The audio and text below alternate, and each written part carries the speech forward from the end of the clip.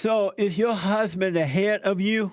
Oh, that's so good. Yes, my husband is my king. He is the king of the castle. Right on. Being a Oscar-winning actress, you're a worker, you know how to be independent.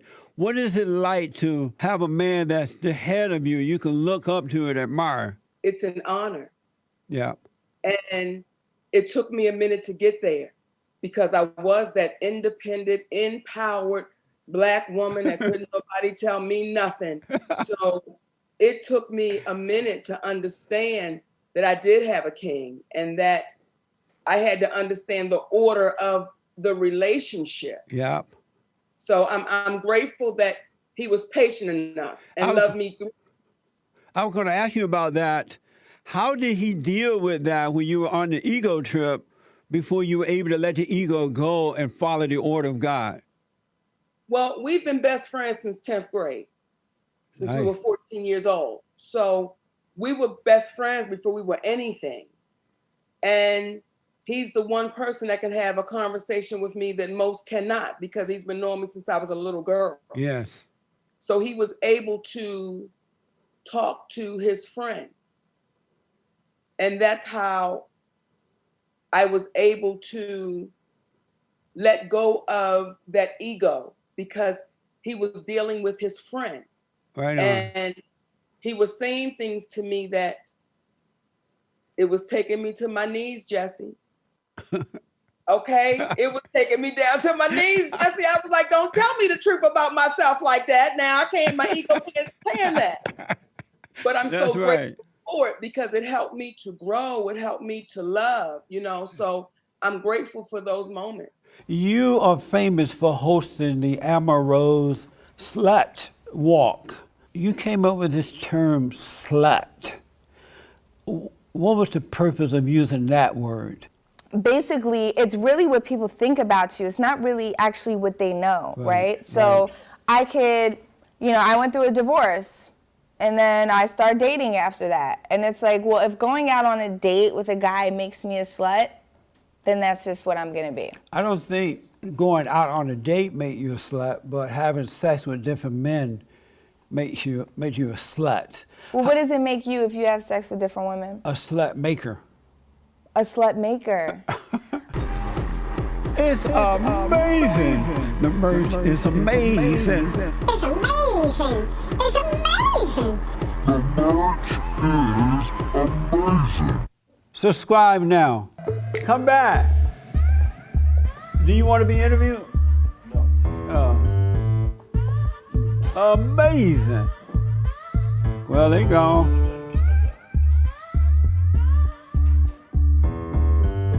That's amazing. They gone. They walked away.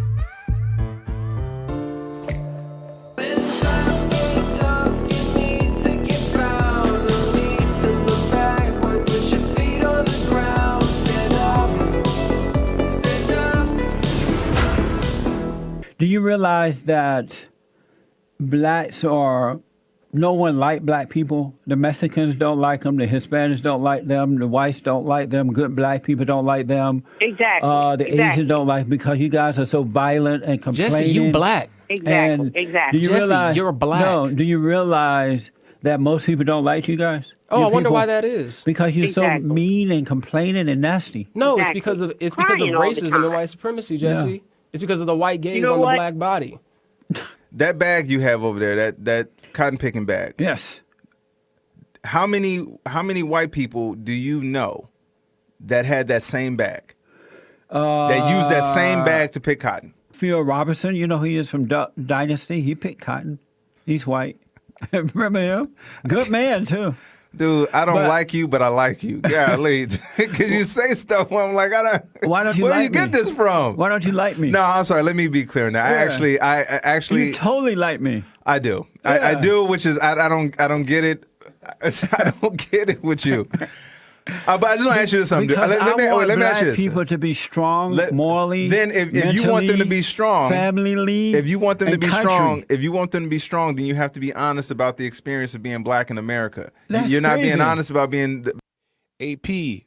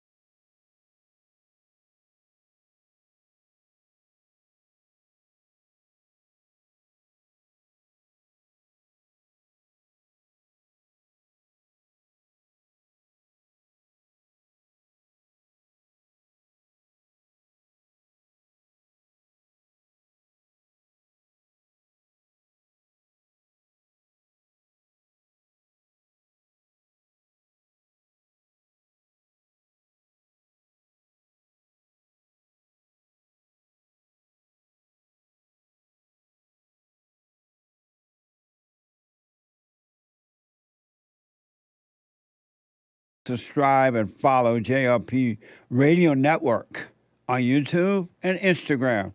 Hurry, hurry, hurry. Joel Friday TV.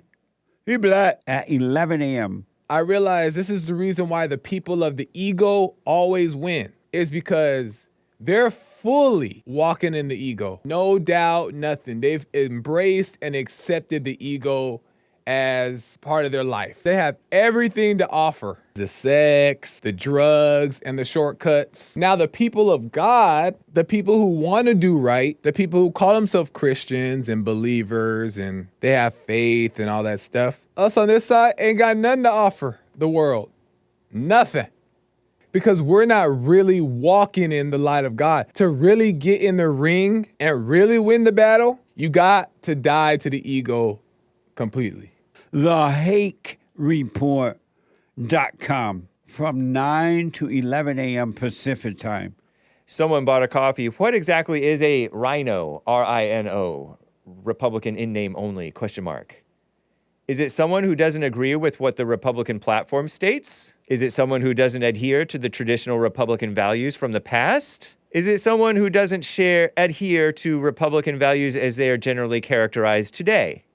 You seem to use it as a catch-all term for a Republican who does something a real, yet to be defined, Republican wouldn't do. And also, to someone mean anyone who isn't a Trump supporter. To answer your question, what is a rhino? A rhino is most of the Republican Party. Practically all of the Republicans are rhinos now. And the Republican Party as it started may have been evil, but that's not the Republican Party that I mean. I mean the Republican Party that I grew up in, where it's God, Christianity, family, responsibility, law and order, no hatred for white people, no kissing up to the fake racism thing, no kissing up to these women and these gays and all that stuff, no giving in to this abortion thing, pro-life women running the pro-life thing. All that stuff is rhino. Makes me want to spit. Like this evil George W. Bush, I'm a compassionate conservative. In other words, you're a mama. That's not true. That's not compassion as God called it to be. The effeminate, soft, emotional spirit inside of him that kisses up to Big Mama Michelle and cozies up to her. I'm shaking my head. The American Anchor Baby. The American Anchor Baby at 12 noon Pacific time. Your philosophy is love your enemy. Isn't that basically what you're saying here? Correct. In our discussion, love your enemy. What do you think that means, though? What does that mean to you? It means try to...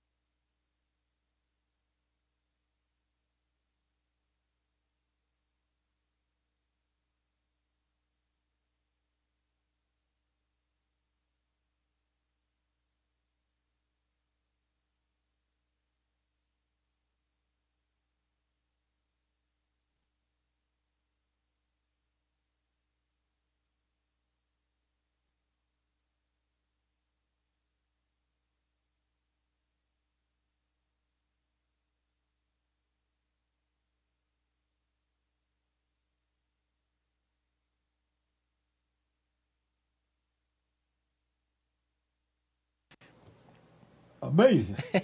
Why are you laughing, Gerald? I don't know. I'm kind of low on wisdom this morning. I don't have anything that profound. I got bit by a dog over the weekend. It's been stressful. It's been a stressful past couple of days. Anyway, let's see what Joe's got. You got bit by a dog? Yeah, it's a long story. You got rabies? The more I thought about it, the more I thought about the problem, it just caused more problems. I went to urgent care. Are you concerned about sitting next to Hassan and he might have rabies? Yeah.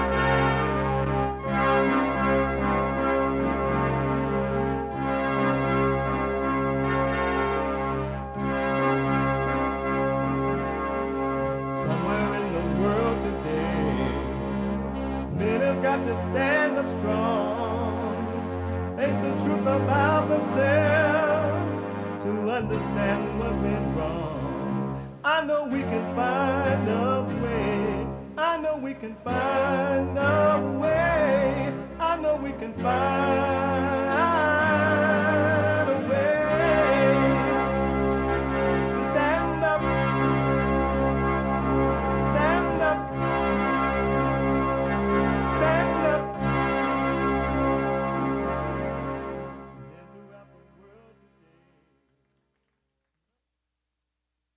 Uniting the races with truth instead of dividing them with lies. We're also rebuilding the family by rebuilding the man. I'm Jesse Lee Peterson. Good morning. Welcome to the show. Time goes by fast. It's amazing. You can get involved by calling 888-7753. 773 888-77 Jesse. Jesse. Jesse. My biblical question for this week, and this week is going by fast. My biblical question: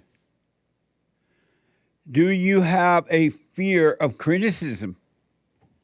Do you have a fear of criticism?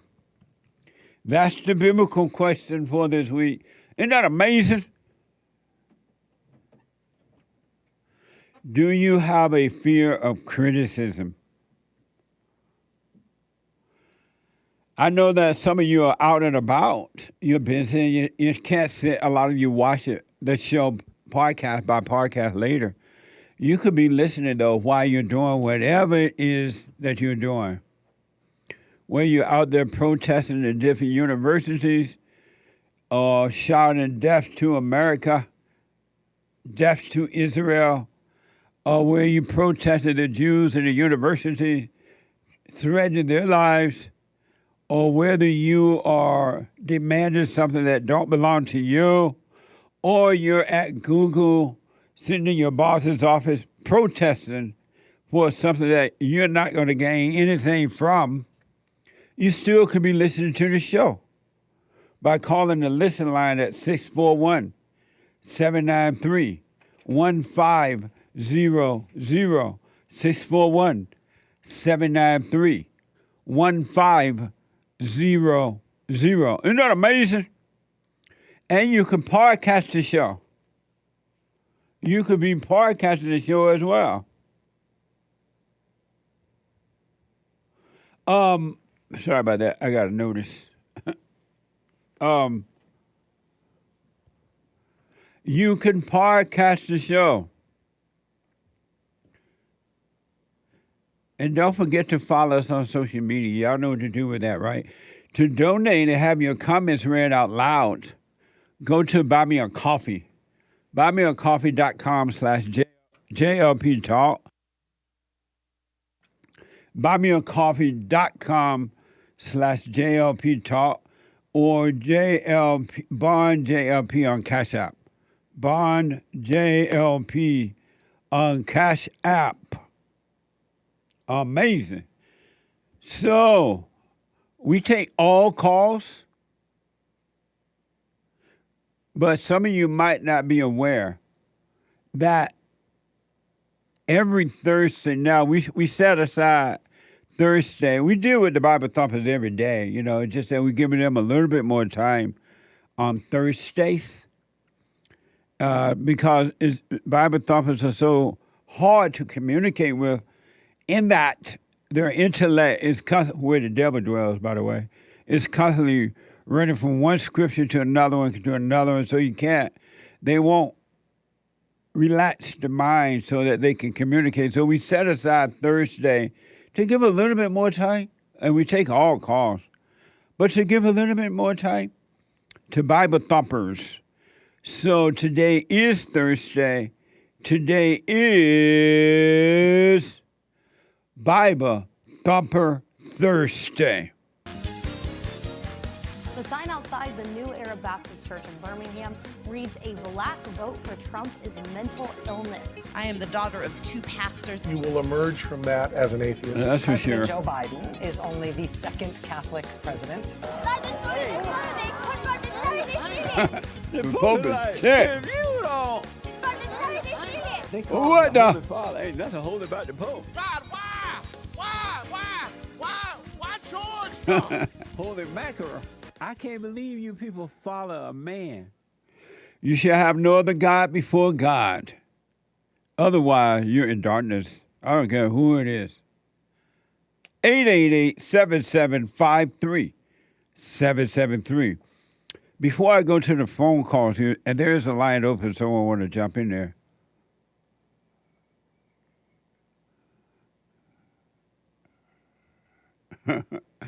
Joel Fry just reminded me that Bible thumpers are like kids in a school that says, well, my daddy said. That's a good point. Amazing.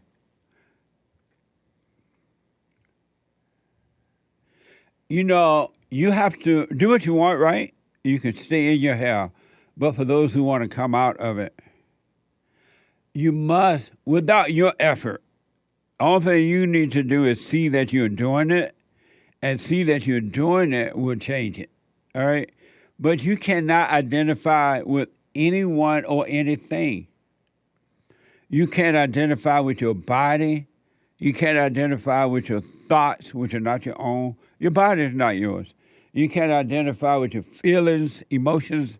You can't identify with people, places, or things.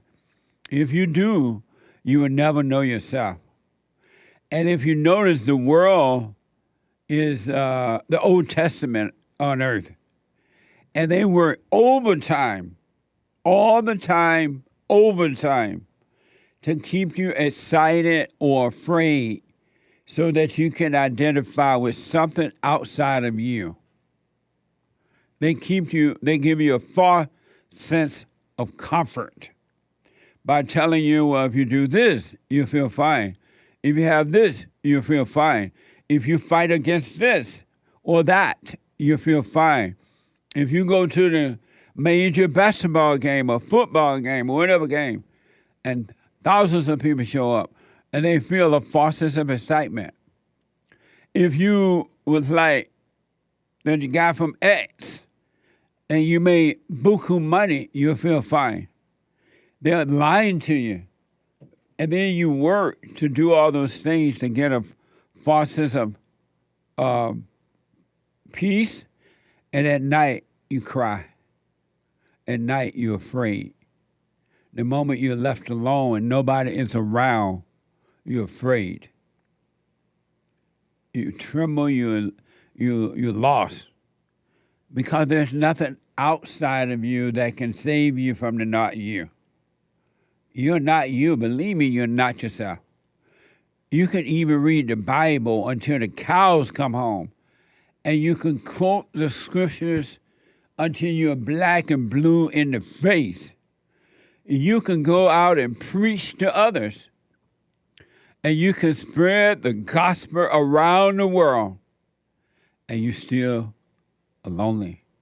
You still get suicidal thoughts. You still worry. You're still jealous. You're still envious. You still have strife. You still hate your fellow man or woman. Man, men and women. Isn't that amazing? And you got the world pushing everything but what is right. They constantly tell you something outside of yourself or give you some ideas of what to believe in, and you're still miserable, and you follow it, and it still doesn't work. And then they use you for their own personal, financial, or so-called power gain. What a sad way to live. And they tell you it's racism, it's white supremacism, it's anti-Semitism, it's Allahu Akbarism, and it's none of those things. But yet you believe them, you quote them, and you're still miserable. You're angry, and you have no peace, and you follow the world, You follow the Old Testament instead of following the New Testament within. They even tell you, the children of the lie even tell you there's something called identity politics. They are making up words to keep you from going within. Isn't that amazing? The kingdom of heaven is within. Perfect peace is within. The real you is within. But they go from one thing to another one to distract you and keep your intellect busy. Keep your intellect busy so you will never know the truth and you will never become an individual. And unless you become an individual, you never will be free. And again, you can't make yourself be an individual. You just need to see that you're not. You need the crowd. And the crowd, those in the crowd are afraid too, just like you. And you use one another. But you still don't have peace. You are afraid.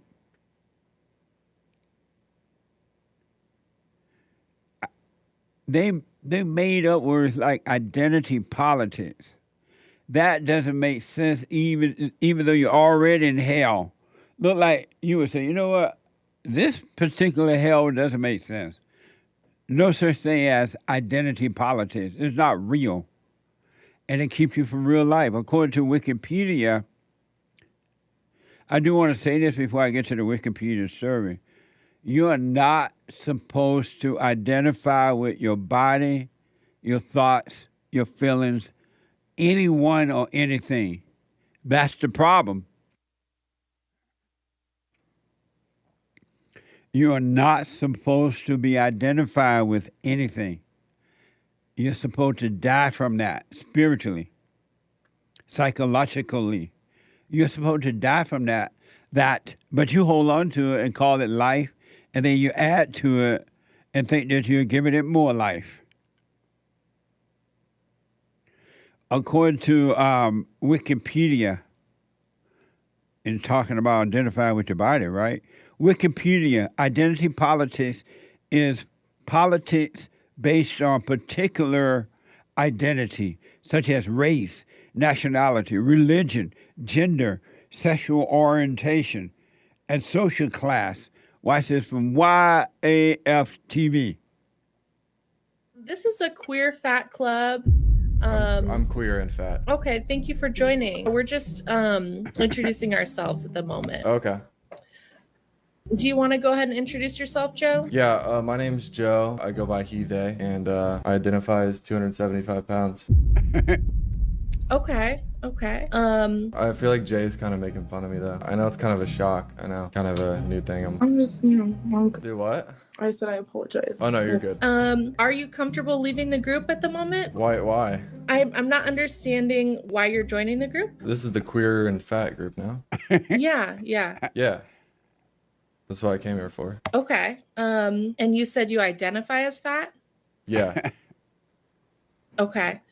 This is just for fat-bodied people. Yeah, I understand. I identify as a fat-bodied person. I'm not understanding where you're coming from. Are you guys comfortable with me here? I mean, I'm pretty chill on my end. I'm not comfortable, no. Oh. So the fat people who identify as fat are uncomfortable with the skinny guy who identifies as fat. I thought it was based on whatever you identified as. And they're feeling uncomfortable because the skinny guy is there identifying as fat, but they're really fat and they identify as fat. And they don't want him there. What the? Because he's skinny, and in reality it's reminding them that they are fat. One little truth set aside, they're amongst all the lies, and they can't handle it. You're not supposed to identify with anything or anyone. That was funny. That was so funny.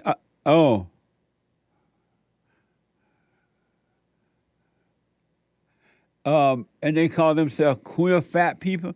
So are they identified as queers and fat and people?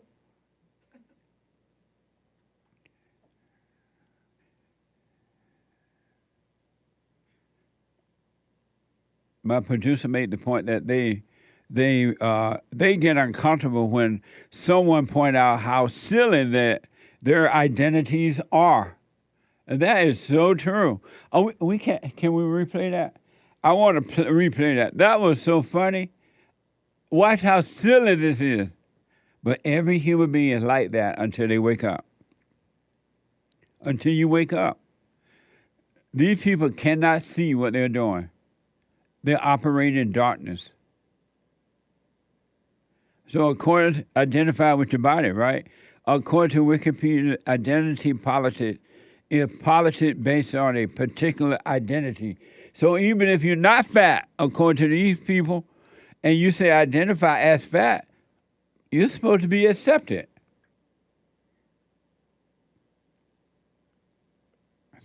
But they're not accepting him. It's just the same way as the blacks don't accept white people who pretend to be black. And they wear the black hair, the braids and things. They're not accepting you, but yet they're supposed to be accepted with race issues. Grandpa tell me about the good old days. So Wikipedia, identity politics is politics based on a particular identity, such as race, nationality, religion, gender, sexual orientation, or social class. Watch this again from YAFTV. This is funny. This is a queer fat club. I'm queer and fat. Okay, thank you for joining. We're just introducing ourselves at the moment. Okay. Do you want to go ahead and introduce yourself, Joe? Yeah, my name's Joe. I go by he, they, and I identify as 275 pounds. Okay. I feel like Jay's kind of making fun of me, though. I know it's kind of a shock. I know, kind of a new thing. I'm just, Do what? I said I apologize. Oh, no, you're good. Are you comfortable leaving the group at the moment? Why? I'm not understanding why you're joining the group. This is the queer and fat group, no? Yeah. Yeah. That's what I came here for. Okay. And you said you identify as fat? Yeah. Okay. This is just for fat-bodied people. Yeah, I understand. I identify as a fat-bodied person. I'm not understanding where you're coming from. Are you guys comfortable with me here? I mean, I'm pretty chill on my end. I'm not comfortable, no. So not only she identifies as a queer fat female, but she identifies as being uncomfortable. And so she's trying to run him off. You're living in hell, folks, inside yourself. And outside, inside the world, the earth.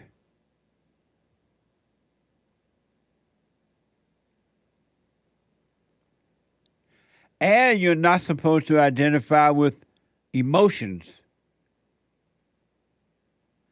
Emotions are evil. And emotions, the so-called good one, love, and the so-called bad one, right, evil, they're both imposters. And they're not you. And you're not supposed to identify with them.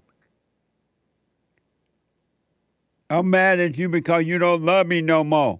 I'm mad at you because you said you love me and you made me feel good. I'm mad at you because of this or that. Trying to get something from one another, and it doesn't work. Don't you see it doesn't work? I understand you don't see it, but I'm saying for those who want to see, it's not working. It can't work. But the devil tell you, because that's who you identify with, he tell you it will work. It can work. Let's do it this way. And he lying to you, and you get deeper into your hell. Because you're consulting with the evil in your imagination. You're in prison. And the evil telling you, well, this will work. Do it. You need a family. Your family was no good. They mess you up. You need a family. You could be a better daddy or a better mama. And then you run out and get a family. Now you're deep in hell. And now you're worried about your children. You got to come out of prison. You're consulting with the person that put you in prison.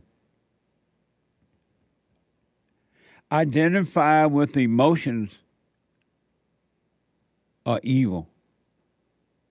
It's evil. I want to give you a good example of that. Here's a person, I don't even know if she's real or not about what she's doing or saying.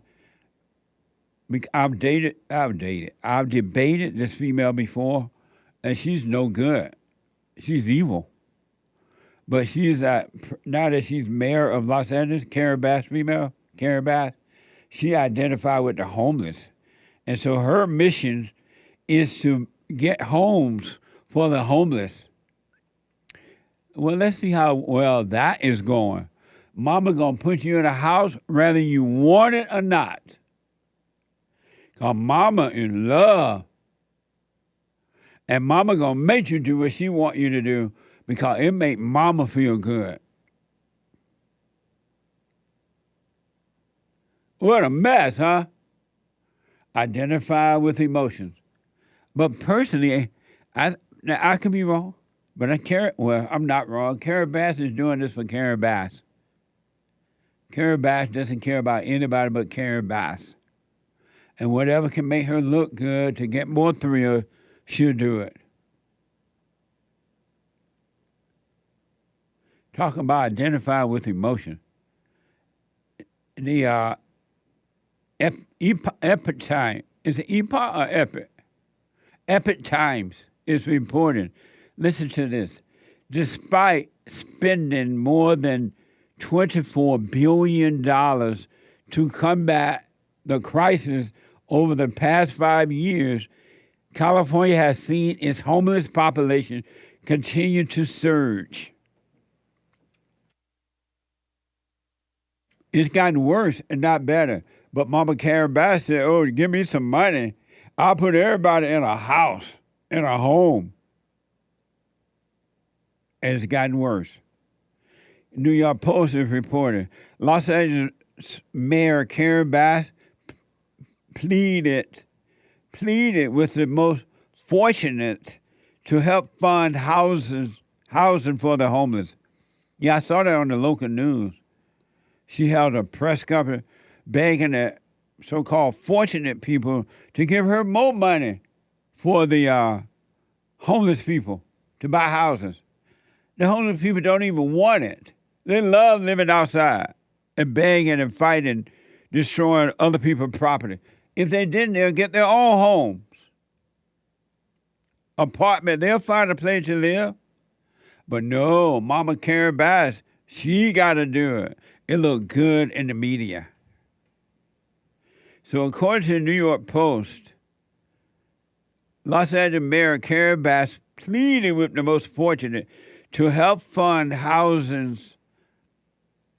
for the homeless. Does that make sense? I told you once, I've told you twice, and I've told you 1,000 times that human beings are evil. There's no good in human beings. The nature of human beings is evil. It doesn't matter what kind of title you have, president, mayor, doctor, lawyer, Indian chief, counselor, psychiatrist, sociologist. You can have PhDs, MSDs, STDs. You're still evil. You can be the president of the United States and evil.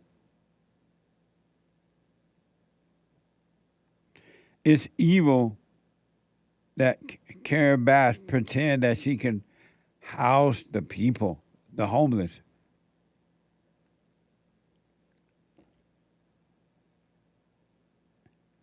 LA Magazine is reporting Bass spearheaded her inside safe. Doesn't that sound so nice and sweet?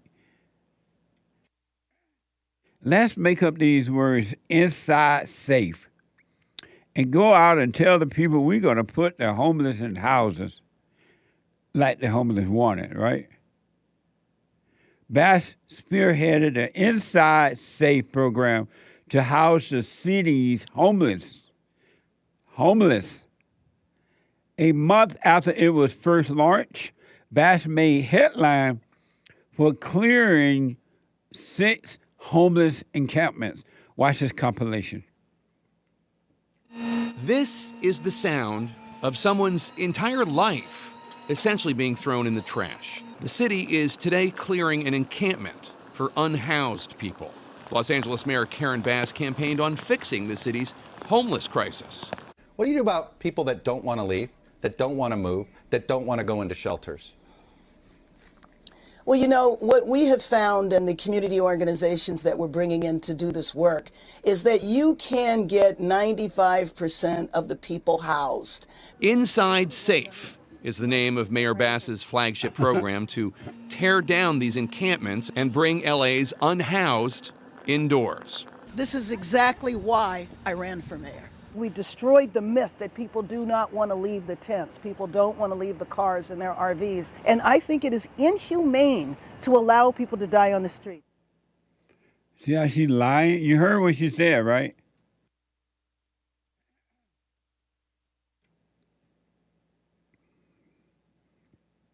It didn't work. And it can't work.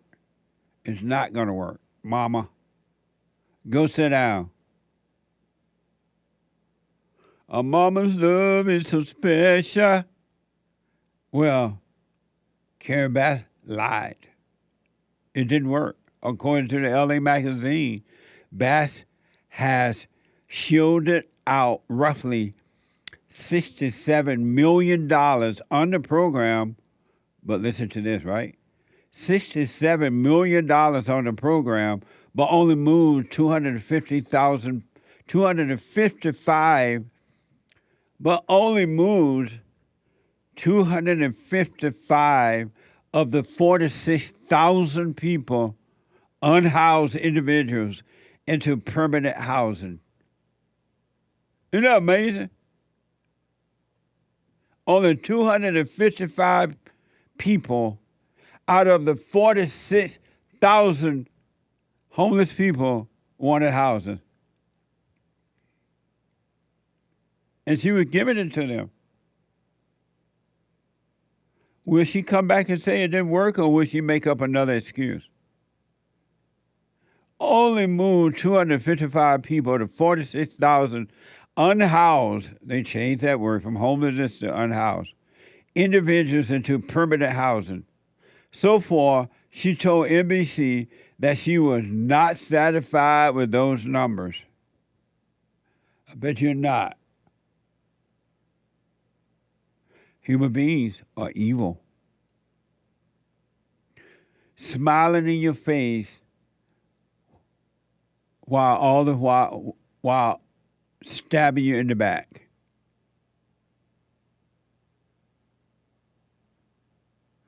And everyone with any common sense, and that's few people now, they know that homeless people don't want housing.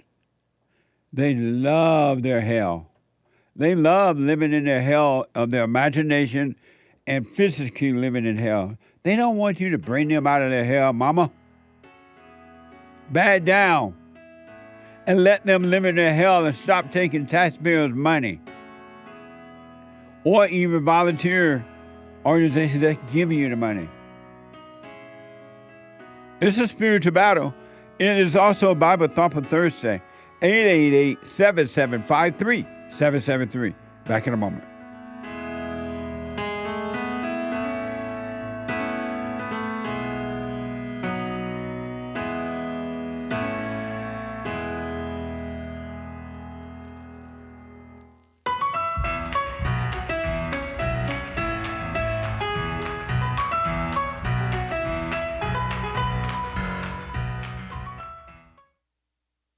I have books that are amazing. I highly recommend you get them. 7 Guaranteed Steps to Spiritual, Family, and Financial Success Guide. Even if you're not starting a business, but you have a job, or you're on welfare, it can help you if you do Be doers of the word, all right? From rage to responsibility. From rage. That's what I write about in the first chapter, especially how I overcame. Scam. How the black leadership exploits black Americans. They're using them, and blacks are too willing to be used. And then my last book, The Antidote, Healing America from the Poison of Hate, Blame, and Victimhood. They are all amazing books, and they are helpful. Go to rebuildingtheman.com if you want an autographed copy, or call 800-411-2663.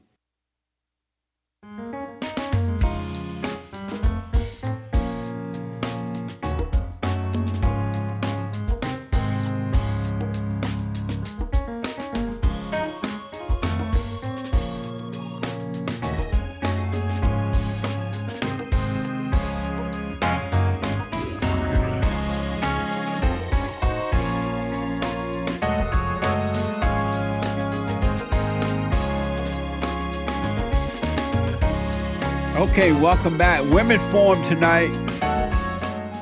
The Women's Forum. Ladies Forum tonight. Ladies, come on down.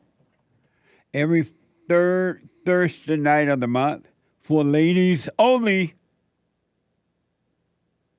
at 7 p.m. And they've always been amazing, but they started this year out, 2024, with a bang. And they come from everywhere.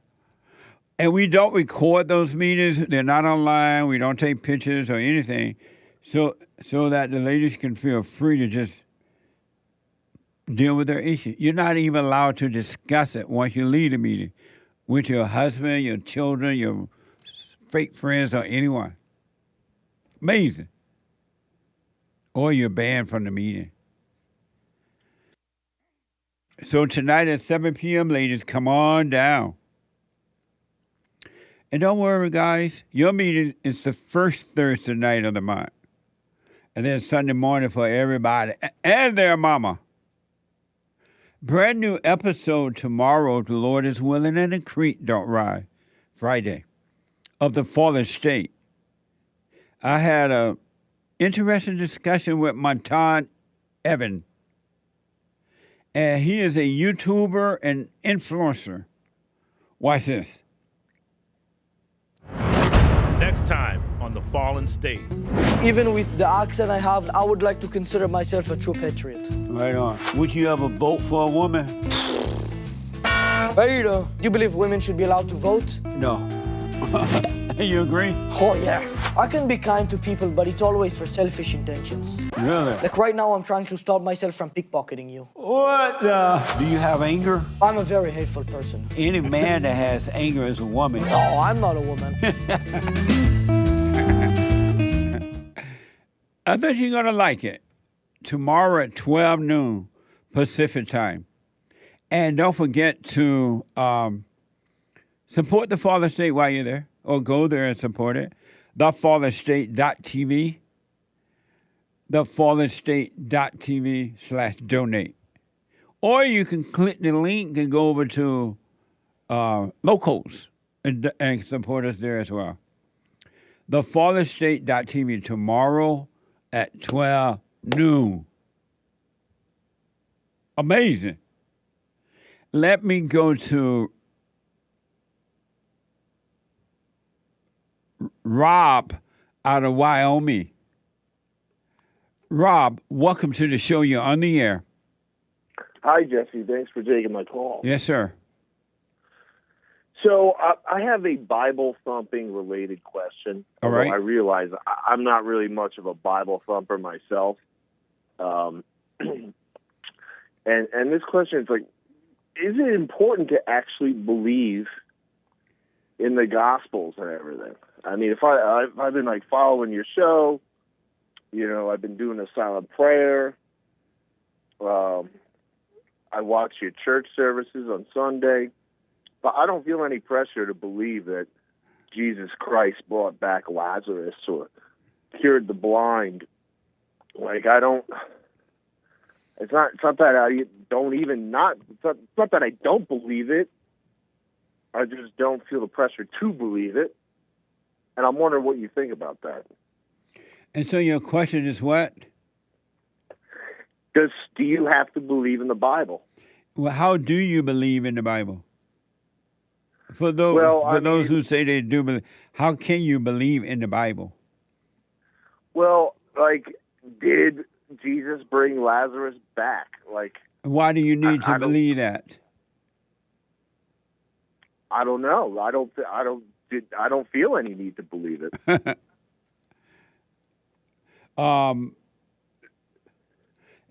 Nowhere in the Bible does it tell you to believe in the Bible. It only tells you to have faith in God. Only believe in God. Put no other God before that. Because if you believe in the Bible, then you're going to make the Bible your God, and you're not going to get any further than intellectually believing in the Bible, and you're never going to know God. You'll just be stuck in the hell of your intellect. There's nowhere where God tells you to believe in the Bible. All right, that's great. Now, is there ever a reason to repent? What do you mean? Like, repent for your sins. So if you're working on yourself and if you're growing, and you may notice that the person you were a couple of years ago is really deep in hell, was really deep in hell.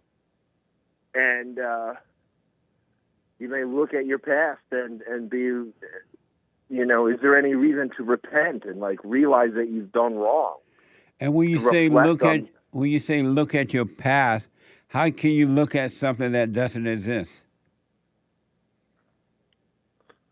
So I don't know. When you look at something that doesn't exist, you're identifying with it. Is that what you're saying? When you say you look at your past, I'm asking you, how can you look at something that doesn't exist? Well, I guess you can't. I guess it would just be a thought that just comes. And so how are you looking at your past then? Well, I mean, if you're watching your thoughts and a thought comes from your past. But a thought doesn't come from your past. Oh, right. You have no past, so if you have no past, how can a thought come from a past if you don't have one? Okay, fair enough. No, that was a question. Well, then you can't. So then why you say you're looking at your past? Because I guess I'm still stuck in hell. Well, what is the purpose of looking at a so-called past? Why would you believe a thought? And what good does it do you to believe a thought about something that doesn't exist? Right. No, that was a question. It doesn't. It doesn't do you any good at all. So why are you doing it? Well, I mean, it's it's a matter. It's like knowing that you. Is there ever a reason to know that you've done wrong? No, right? I don't understand that question. I'm just, really, you know what it is, Jesse? It's like I've changed so much so fast, and but I don't understand. It's hard not to notice. I don't understand the question you just asked. So, is there a reason to know that you've done wrong? Something like that, right? Yeah. And who is the you that done wrong? Right, they're not you. No, that was a question. Who is, describe the person that did something wrong? I'm answering the question. It was not me. But why you say you did something wrong? Because I confused myself. And how do you confuse yourself?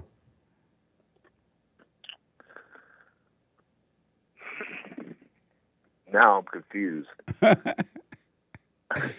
What are you confused about right now?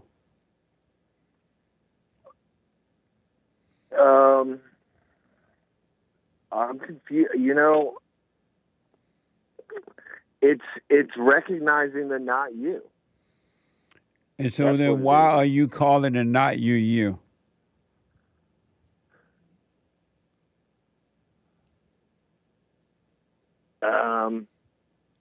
It just seems like you ought to be. It seems like you have to. The idea of not. I've always like the idea of like getting better, growing, working on you. Seems like you have to acknowledge that you're in hell, or that you're coming from a place that you don't want to be, and that you want to move towards the light. You want to get better. You want to grow. And that seems to open up this difference between what you've done and what you want to do in the past. The whatever. Now I'm confusing everybody. So. And why are you calling it not you?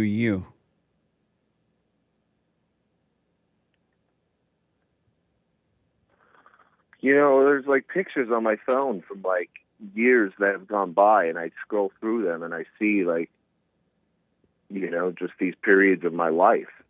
They're like kind of real in that sense. And so when you're looking at the pictures, who are you looking at? I could see my ex-girlfriend. I could see the place that I used to live. You know, these memories. And it's like, well, why? But all those what am I things, supposed to do with all this? All that stuff is not real either. You're looking at an image. It's not her, and it's not the house. It's just an image. Yeah. Just as this idea that there's a you is an image. It's a false image. It's not you on the picture. So what good is it? Zero. You would say that, but when you reflect on your past, like no, there is no past. There is no past. There's nothing to reflect on. But you talk about the past, don't you? But I'm not reflecting on it. I do it when I want to share, like when I grew up in Alabama, but that's not who I am. That doesn't exist anymore. Right. I see. And so why do you call the not you? I guess I'm still holding on to it. Hold on to what? I don't want to, though. Holding on to what? An identity I made in the past. Why not let it go if you want to be free?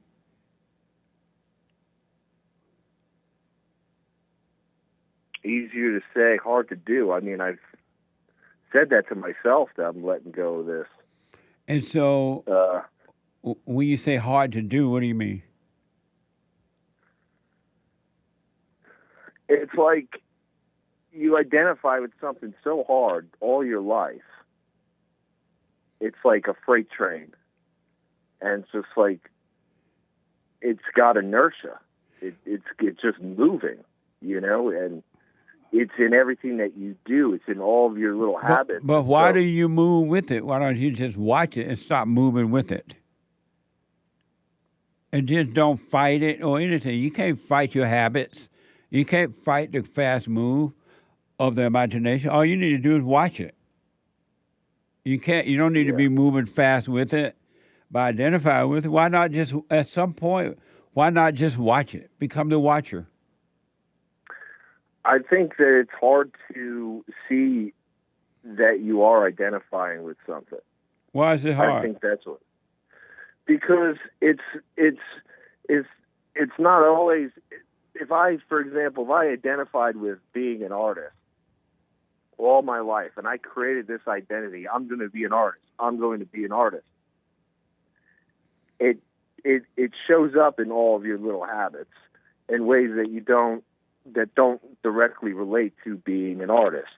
You know, like the place that you choose just cut to live. it out. Cut it out. Now that you know that being an artist is not who you are, it's just a physical thing that you do, but it's not you. So just cut it out. Identify with it by not calling yourself that.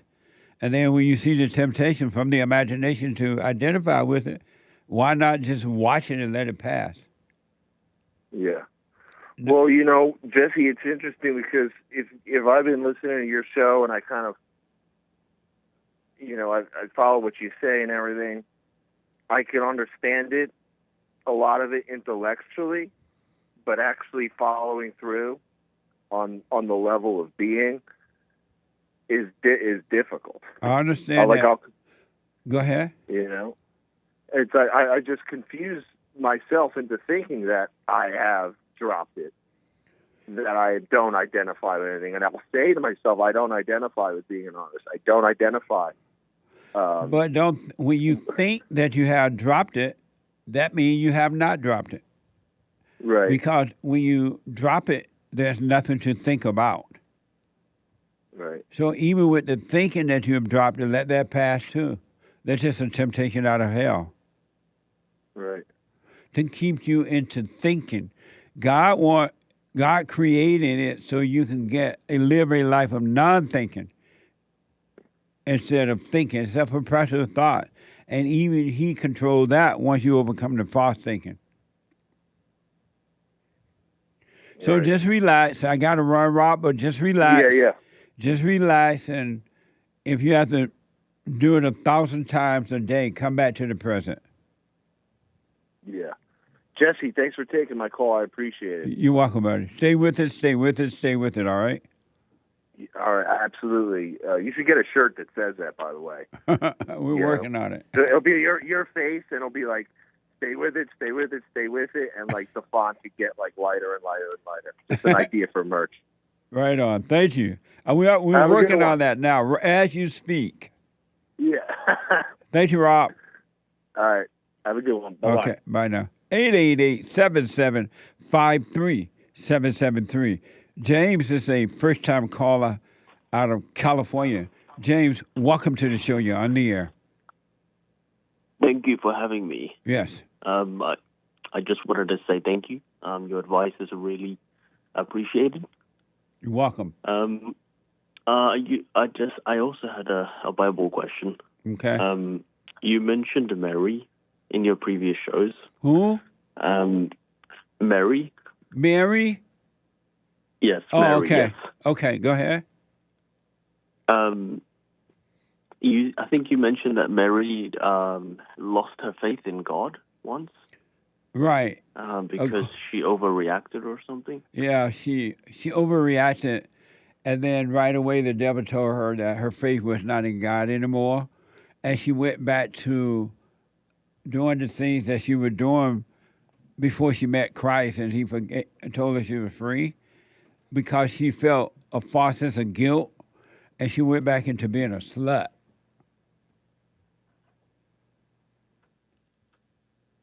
Because there's many Marys in the New Testament, so. Well, I'm just talking about that particular one. Yeah, but when it comes to the mother of Jesus, in the Bible, she's barely mentioned, but like she's considered like a saint, you know. And who made her a saint? The Christians. And why would they make her a saint? Because she's the mother of God. She's not the mother of God. She's not. She's the mother of Jesus, the Son. But the Son is part of the Father, no? But he's not the Father. You're right, he's part of the Father, but he's not the Father. God is the Father. But who made her a saint, though? The Christians made her a saint because, you know, she's holy. Is it in the Bible that Mary is a saint? Yeah, they say in the Bible it says that Mary is the mother of God. It doesn't say in the Bible that Mary is the mother of God, nor does it say in the Bible that she's a saint. Where in the Bible does it say Mary is the mother of God or that she's a saint?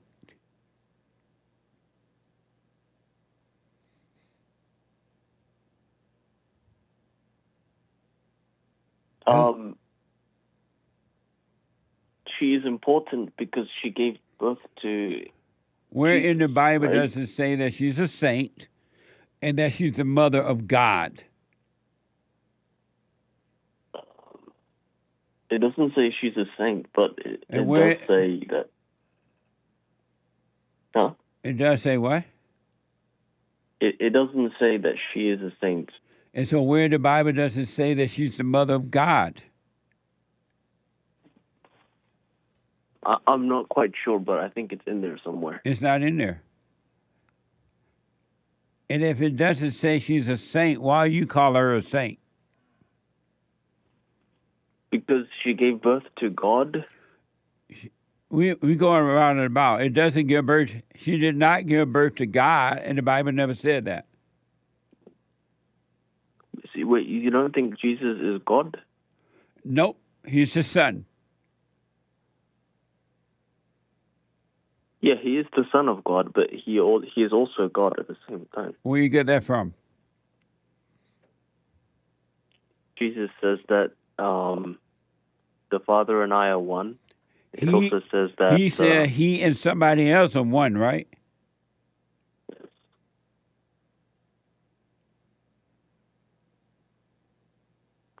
Yes.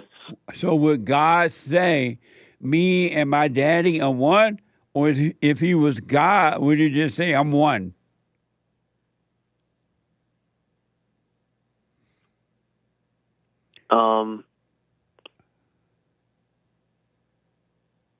He said he is God because the Pharisees, they tried to kill him for saying that. He never said he was God. They call him that. He didn't call himself that. So they called him God. Something like that. But he never called himself God. No, there's not one time where you heard Jesus call himself God.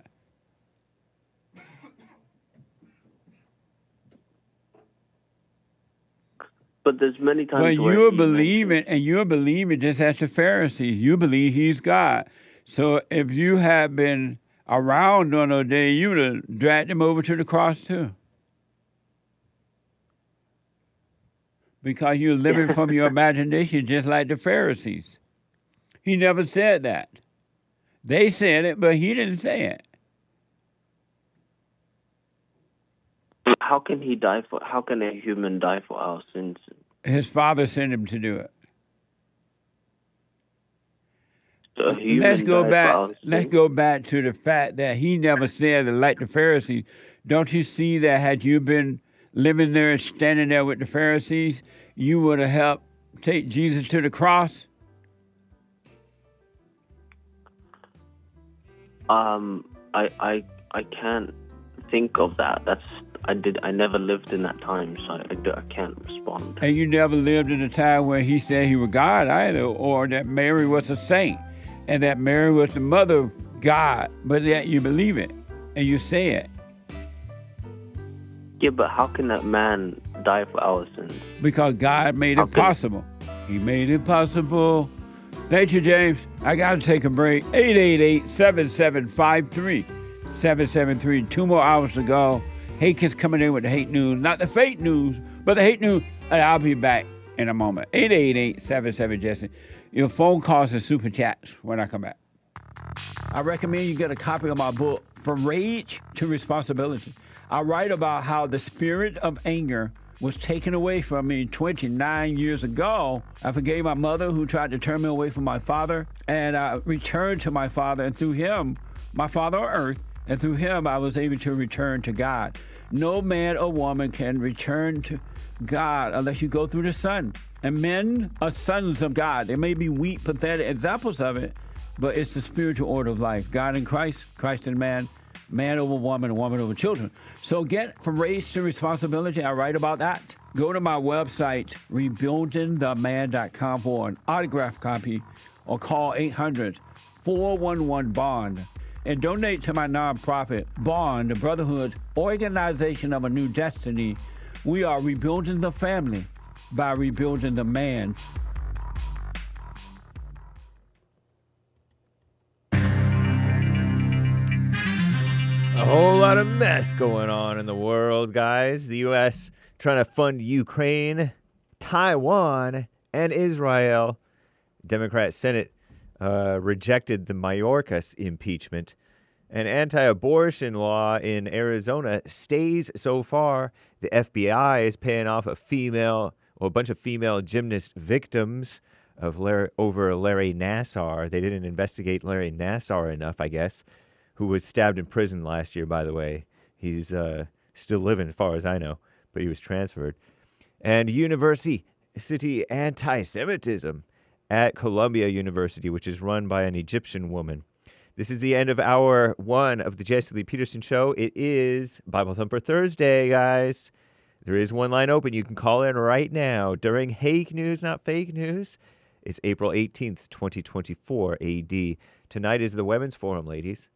Third Thursday of the month, 7 p.m. at Bond in Los Angeles. You can go to rebuildingtheman.com/events. rebuildingtheman.com/events. Be there or be Red Square, ladies. The evil House and the worse Senate. Who's ready to take it to the floor? House Speaker Mike Johnson, say the ladies at the Skim, the far-left female-run outlet. Mike Johnson is a Republican from Louisiana. I call him a Republican. Yesterday, he unveiled 3 foreign aid bills, setting up a showdown with so-called far-right Republicans, as if there's anybody far-right in the government at all. Give me a break. The measures include a total of $95 billion. They include assistance for Israel, Ukraine, and Taiwan, also known as China. Shout out to the Taiwanese. Probably mad at me right for that one, maybe. Some far-right so-called Republicans strongly oppose more aid to Ukraine, with at least 2 GOP members threatening to oust lame-o Christian Mike Johnson over it. I'm just calling him that. I don't know. In addition to the foreign aid bills, Mike Johnson, plans to bring to a vote a border security measure in what appears to be an effort to appease GOP so-called hardliners. There's nobody hard in the government. Give me a break. Maybe. The House could vote on the bills as soon as Saturday. Speaking of the Hill, Capitol Hill, the Democrat-led Senate dismissed 2 impeachment articles against so-called Homeland Security Secretary Alejandro Mayorkas, who's not a Christian, by the way. I think he's part Cuban and part Jewish. The move pulls the plug on House Republicans' efforts to remove Mayorkas over his mishandling of the southern border crisis. They're too much of cowards to impeach crooked Joe Biden, I guess. But as if that would do anything either. What a mess. Abortion in Arizona and America. There are problems for both sides. CNN reports the Republican-controlled House of Representatives once again failed to advance a repeal of the state's supposedly 160-year-old abortion ban. Old laws are good laws. Am I right? I think I'm right.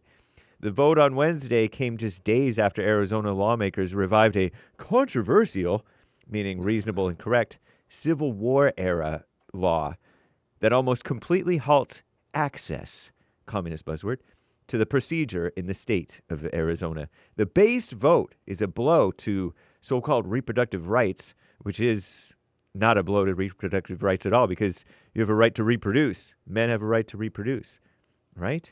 So it's very fake news. As well as to GOP candidates in competitive races who have been scrambling to distance themselves from this Arizona court's decision. I guess the state Supreme Court, something like that, said that this law is in effect. Across the United States, Democrats, demon rats, are hoping that female voter frustration and female-minded liberal voter frustration over the draconian abortion laws, anti-abortion laws meant to protect the unborn from selfish killing, advanced by Republicans, will help them win elections up and down the ticket in November 2024. We'll see what happens. I'm James Hake. Now back to JLP, Hour 2.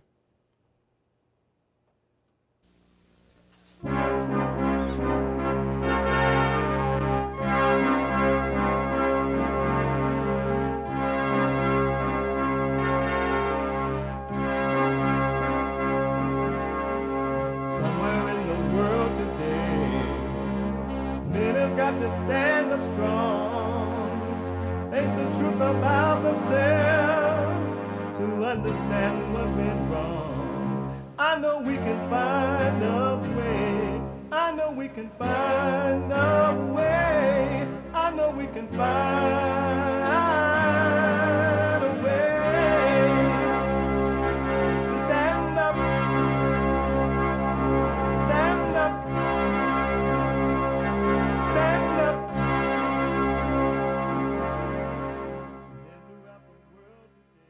Uniting the races with truth instead of dividing them with lies. We're also rebuilding the family by rebuilding the man.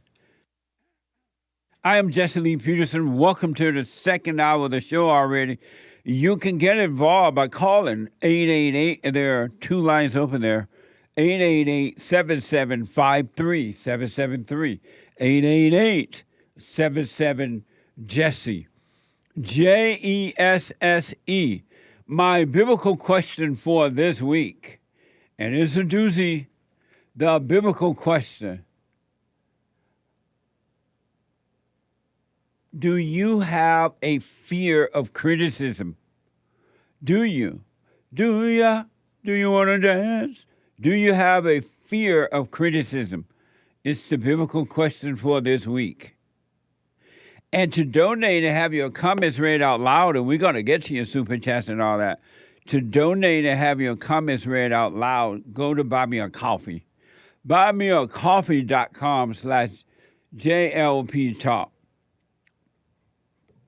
BuyMeACoffee.com/JLP Talk or RebuildingTheMan.com. And then if you're too busy to watch the show live as it's happening, you can podcast. But if you're too busy protesting, threatening Americans, threatening Israel, hating your fellow man, judging yourself and others, considering suicide when the rainbow wasn't enough, you can still be listening to the show on your iPhone or iPad by calling the listen line at 641-793-1500. 641-793-1500. Amazing.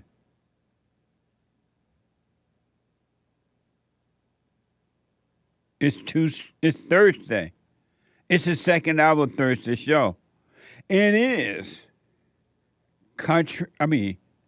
Bible Thumper Thursday.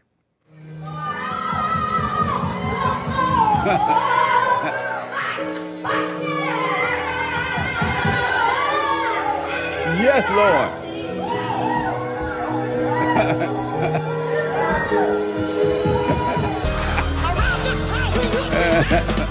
And this war ain't over, y'all. We're talking about saving democracy. We're talking about health care for all of God's people. We're talking about housing for all of God's people. Do it now. I'm tired of this church. That's right. What a mess. What a mess.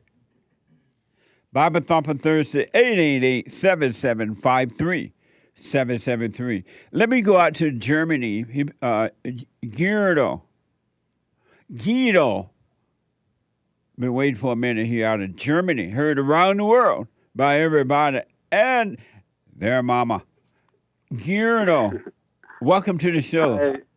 Let me hear you pronounce your name. Yeah, I'm going to do it now. It's Guido, Guido, but the U makes it to Guy. Oh, okay. You know? Guido. Like guillotine. Just think of guillotine, maybe. I don't know. Oh, that helps. You know, you say Guido. In the Italian, you would say Guido. Nice. Because it's an Italian name. But right anyway, on. Well, thank you for calling. Go ahead. Yeah, I'm very glad you took my call. I'm calling the second time.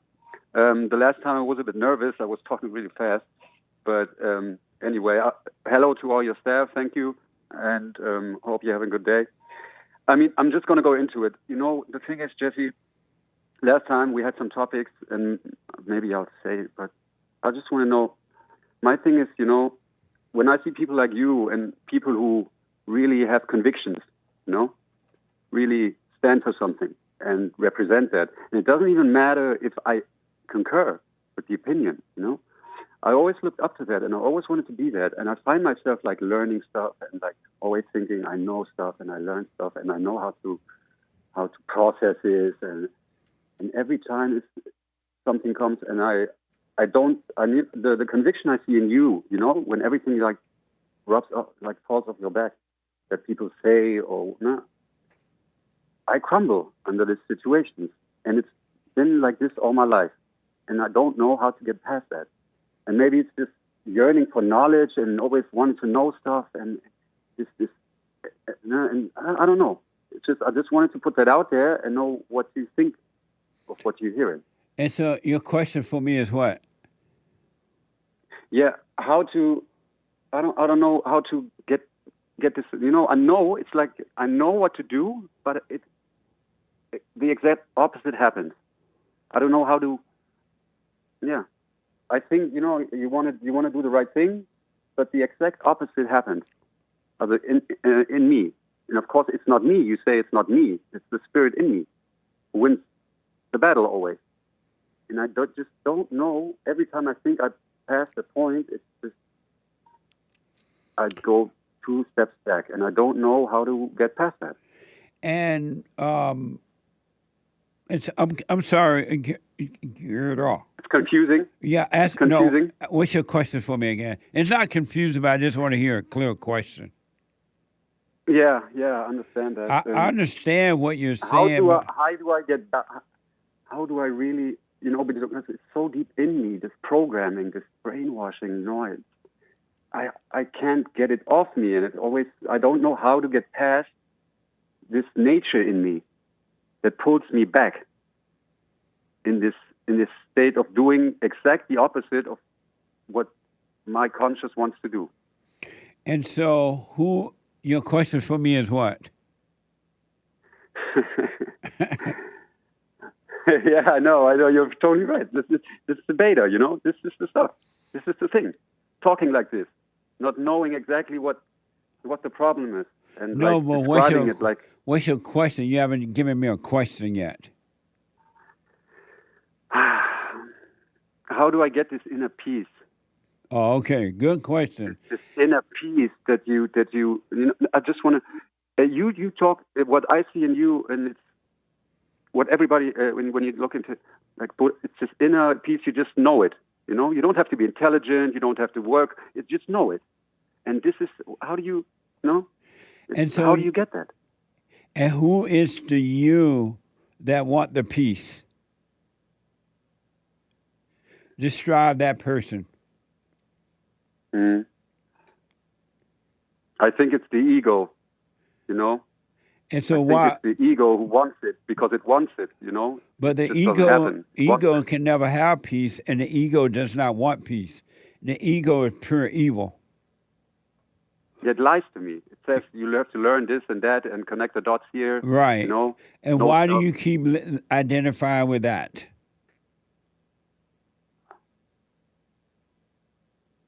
Maybe it's like the first caller. Maybe it's just I'm in this.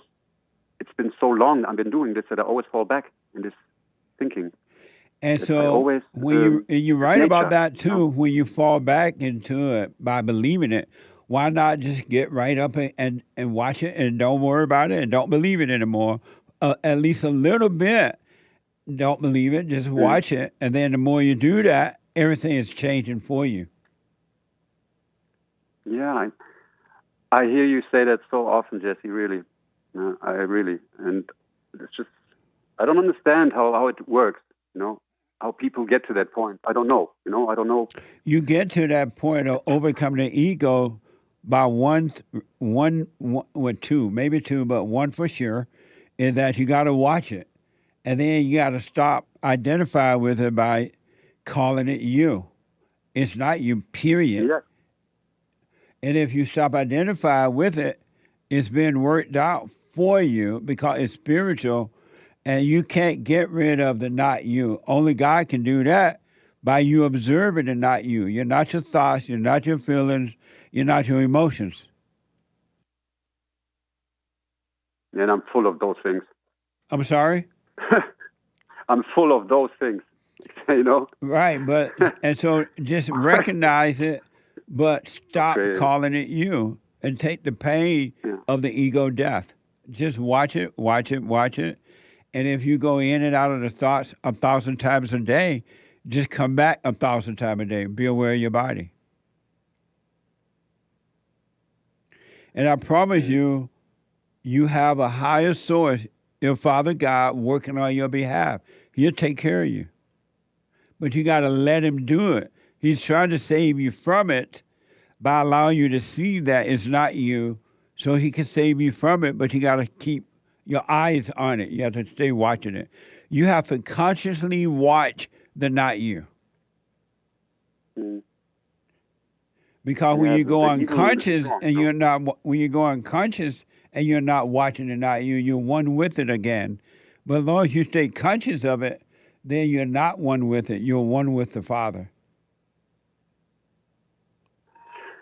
Yeah, and how do you not worry then? You know? By watching worry and not call it you. It's not you that's worrying. It's the the evil spirits in you that are worrying that you might wake up and they will have to depart from you. It feels like it's you worrying. It's talking to you. It sounds like you worrying, but it's just thoughts and feelings in the body, but it's not you. It's evil spirits. Yeah, got a lot of those. Man. What do you Yes, think? thank you. What do you think about what I just said? What do you think about that? Yeah, it's. I mean, I know you're right. You know, I know what you're saying. It's however, you know, I stutter. Yes, I totally agree.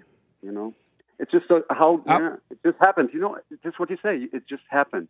You know, and that's the point. Sometimes you just think, and you're just in your thoughts, and then you want it to happen, and you don't get off that. And what you're saying is completely right, and it's not me. Huh? Right. Here's what I want you to give a good try to. I want you to try this. Please. Then the next thought that comes when we hang up, for example, and the thoughts come, the emotions come, don't fight with them at all. Put up no fight, but just watch it. Put up no fight. Don't fight with it because you can't change it on your own. Of ourselves, we can do nothing. We got to completely let go, right? And so when the thoughts and feeling comes, whether they so-called good thought or bad thought, don't fight with them. Give it a good try by not fighting it. Just watch it. You mean like, what do you mean exactly by that? You mean like just sit and like just be? Like just sit and be, or like go around, walk and let's say you're in a meeting or you're at work or you're just home alone and thoughts come and they make you feel good or make you feel afraid or make you feel lonely or try to make you think about the illusion of a past or a future. Just watch that and do nothing about it. Go on with your day. If you got to go to work and have your dinner, whatever. But be aware of the thoughts and don't fight with them. And don't tell anybody about it also. Like, don't talk about it. Don't talk about it. Don't talk about it in your head, and don't run and tell anyone. Just watch it. So it's the consciousness, it's the awareness, which is the mind of God, the light of God, that will destroy the unconsciousness, which is the mind of the devil. How do you get this? By watching. Jesse. How did you get this clear vision, like see this? By watching consciousness, how it. By watching the thought, it will be made clear to you. I promise you that. Yeah, but you have to really want it and really do it like you do. You have to be a doer, no? Right. You have to want it. You have to. Yeah, you have to want it. You must be willing to endure to the end, no matter what happens, what situation, or how you fall in and out of them in the beginning. You have to be willing to endure to the end. And he who endure to the end get the prize. And don't worry about how long it's going to take. Don't let the devil tell you, oh, Lord, how long is this going to take? This is too hard. I'm too guilty. I'm this. It's all evil crying inside of your mind and body. It's not you. Those are spirits. They don't want to leave. And they are disturbed that you have the audacity, the gall to work on yourself. They don't want you to work on yourself. They'd rather for you to go and join a group, to judge yourself and judge others, to party, to go to a basketball game or some sort of event, or eat a meal or drink or get high, than for you to work on yourself. The worst thing that can happen to the darkness is that a human being make up his or her mind that they're going to work on themselves. They're going to be aware. So just relax. Don't give up. Are you doing the prayer, the silent prayer? No, not like you're telling me. I heard it. What? No. Not like you're telling me. Yeah. What the? So you're not ready then? No, I'm. That's the thing. I think I am, but I'm not. You know, that's the thing. I'm still. It's just these spirits, you know. And why? They're strong, and so you're not doing the silent prayer because of what? The thing, what I'm trying to do is when I lay in bed, I have the thing where what you say in my head, in the middle of my head, and you just concentrate on that, where thoughts travel. What you talk about, right? And then you just focus on that. That's what I try. Well, yeah, why don't you do that? Why don't you do that every morning and night, and then during the day practice doing that? Because the spirit in me tells me to do something different. And why do you continue to listen to it, to the spirits inside your mind and body?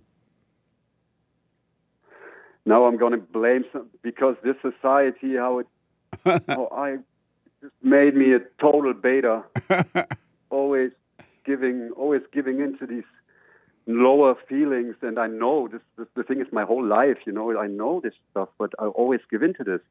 Well, listen, Just every like time that. you fall down, get back up. Every time you fall down, meaning that every time you fall into unconsciousness, just get back up. Don't make it a big deal. Just come back to it, and you'll be fine. Just don't give up. Sorry, Jesse. You say you never get angry because it's from the devil. I understand that, but you never, like in the car, you never raise your voice, or you never have a moment where you catch yourself that you're like this guy. I never give up. I never give it. I never am angry about anything. And it's not me. It's because it's happening. What I'm telling you, the spirit of anger will be taken away from you. The moment you stop identifying with it, it will be taken away from you, and then it will try to appear as you again. But you know now that it's not you. It will leave your body and mind. Yeah. So go back to the silent prayer, and I'll do that. Okay, and the pain and all that come with it. Don't call it you. Watch it, and just watch it.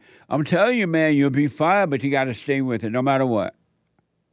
I got to stay with it. Yes. Thank you for your words. All right. Yeah. Have a great day. All right. Let me know how. Germany to everyone. Let me know how it goes. Excuse me.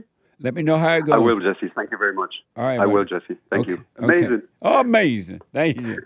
Amazing. Bye-bye. Bye. 888-775-3773. 888-77-JESSE. Facts versus truth. Super chat. Super chats. So what's the fact? What? I was about to tell the people that Jesse was pointing at my shirt, which reads facts versus truth. What's the difference between facts versus truth? Facts are information that may or may not be relevant to the truth of a situation. So the truth is the facts that matter about in a situation, whereas the facts are irrelevant and could mislead you away from the truth. In the truth, are there facts? There, I don't know. Sometimes. But you give me that, because Give me an example. For example, the truth. This is Hake. The truth is from 9 to 11 Pacific time. Well, you say anger is evil. That's a fact. It's also the truth. Oh. But sometimes facts have nothing to do with the truth. Yeah, I was just thinking, anger is evil. Right. There is no facts to that. That's just true. You know what I mean? Yeah. Now, if there's facts, I haven't seen any. But Well, I can see that anger is evil. Somebody can spout off that anger is evil, and they're spouting off a fact, but they're not coming from the spirit of truth. Oh, that makes sense. Yeah. No, they're coming from the intellect. Right. Amazing. Yep. Okay, super chat. Steve bought 5 coffees. buymeacoffee.com/JLP Talk. Jesse, I went to a church with a friend once, and at one point a person started so-called speaking in tongues, and I was like, what? Double exclamation mark. I haven't been in church since. Now I listen to you and do the silent prayer. Thank you, sir, for your amazing work. Stay with it, stay with it, stay with it. Thank you. Hi, Grandpa Jesse. He black says Rocky the Mexican with a Mexican flag emoji. Tell me about the good old days. Or Mexican, not Mexican. First question, did Satan ever create anything? Hell. Give him a sec. He tells me to give you a sec. And the second question is, did Satan create sin? If so, how? Trump can respond too. Much appreciated. Thanks, emoji. Muchas gracias, amigos, por siempre. For always. Thanks. He wrote that? Yeah. Well, I translated it. Oh. But he said, muchas gracias, amigos, por siempre. Satan created by wanting to be God. All human beings want to be God, and that's why they're evil. They want to be God. They play God. Anyone that makes decisions, you're evil. Anyone that judges themselves and others, you're evil. You are the devil. Anyone that believe in suicide, you're evil. You are the devil. Anyone that has anger is evil. You are the devil. Amazing. Thank you. So did Satan create sin? I don't know. By wanting to be God. Nice. Ray Benjamin bought a coffee. Hey, Jesse, I would like to talk about something that I cannot share with anyone else. I think Joel Friday knows what I'm talking about. Keep it piffy. I know. We can't read long ones like that. Well, okay. Pick out the little best part. He says that he has big energy that brings women to him, like they hit on him, and he sometimes rejects them, and so he loses friends, I guess female friends, but I'm not sure what he means exactly. But how can I make friends when the women single me out every single time? He asks. Make friends with the females? Yeah. He didn't say with the females, but the women single him out, and he rejects them because he's not interested in them. He's not trying to flirt, but he just has big energy. I don't know what that means. Big energy and to make friends. Because he might be a person of color, and a lot of people of color are associated with sex culture, and so he doesn't. He wants to make friends, but he's not trying to get a girlfriend. So does he want to make friends with the women? He didn't say. So how can I respond to? How can I answer that? How can I make friends when the women single me out every time? Make friends with the women? Maybe. What does it mean the women single him out and he want to make friends? It's really not clear. You can call me. Do you understand the question? Maybe I'm missing it. Because the women Because the women start to hit on him and he rejects them, and so it ruins that friendship, I guess. Oh, but he's trying to make friends with them and they hit on him. I can only assume. He didn't say whether he's trying to make friends with them or with other people around him. And maybe other people around him are hating him too. Well, I can't answer an unclear question. Yeah. You know what? Thank you for the super chat. But if you don't want to call in super chat again, but keep it piffy and right to the question. All right, I appreciate that. And be a little bit more specific. Right. But I don't think he needs to be making friends. That's a point you can answer. Right. You're not supposed to make friends. You're making trouble when you make friends. Let life happen naturally. If it doesn't happen naturally And when you're with people, don't call them friends. Just be with them without giving it a title. And when they're there, fine. And when they're gone, fine. But the moment you call yourself making a friend, now you got to make the friendship happen. And when the friendship ends, and it will, now you feel bad that the friendship is over. So don't try to make it happen. No such thing as friend. Just be. Yeah, I noticed that with like girlfriends and stuff. Like you treat the girlfriend or boyfriend different from how you would treat a regular friend. And then you get mad at them if they're not responding or whatever. And then you have a weird expectation. Yeah, if they don't treat you the way you treat them, you got trouble. There goes the love. Where is the love you said you'd give to me soon as you were free? Where is the love? Hope that helps, Ray Benjamin. You heard that song before? Maybe. You told me that you love me, and you were gonna give it a try. Something. You know that song? I recognize Where is the love you said to give to me. But I don't recognize soon the verse. As you were free. Okay, thank you. Someone bought a coffee. I have a headache while doing the silent prayer, or had a headache while doing the silent prayer. After I finished the silent prayer, my headache was gone. You experienced this before? Don't stress. Maybe you're stressing during the prayer. Just relax and let go. Well, he or she is saying that it cured his headache. Or the headache went away in the midst of doing the silent prayer. I never had that. I never had a headache while I'm doing it. So I don't know, but right on. Peanut butter hot dog, bought 5 coffees. How's your little business? What? How's your little business? Business. I know. He didn't spell it with an S. Amazing. Thank you. Killing time, donated on Cash App. Dealing with custody. Blessed to find you. Thank you. Stay with it. Stay with it. Stay with it. Yeah, and if you need counseling, you can call 1-800-411-BOND. We have the best counseling service on this side of heaven. You can go to rebuildingaman.com or call 800, as James just said, 800-411-BOND. So by phone, Skype, or walk-in. Thank you. So you can call the office. Wayne from Texas bought a coffee. Answer to the biblical question. Nice. Do you have a fear of criticism? Yes, I have a fear of criticisms, but I lost it. If you find it, you could keep it. I was getting tired of it anyway. Papa got a brand new bag. Surfer emoji. Thank you. I appreciate that. I'll put my 2 cents in on Sunday. Thank you. Urinal Chills says, everybody and they mama want the taxpayers' money to do dumb things with. Unhoused people, LOL, instead of bums. And if you have a house, you better believe they're going to be tax records instead of tax-free donations. Also, those 255 so-called people she moved into the so-called house, they're going to destroy that.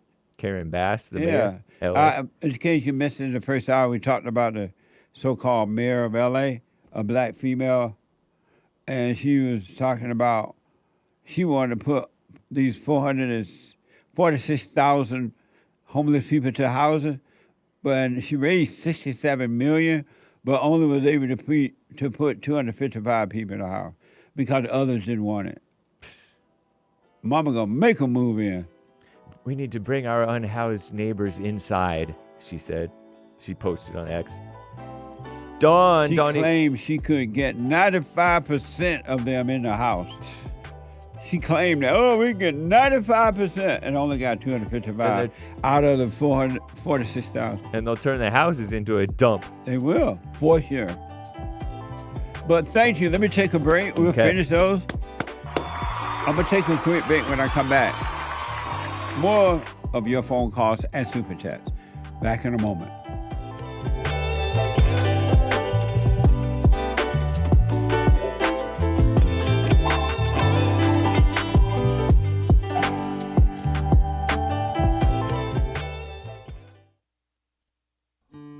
We have a counseling service, and I have to admit, thanks to God, it is the best counseling service on this side of heaven.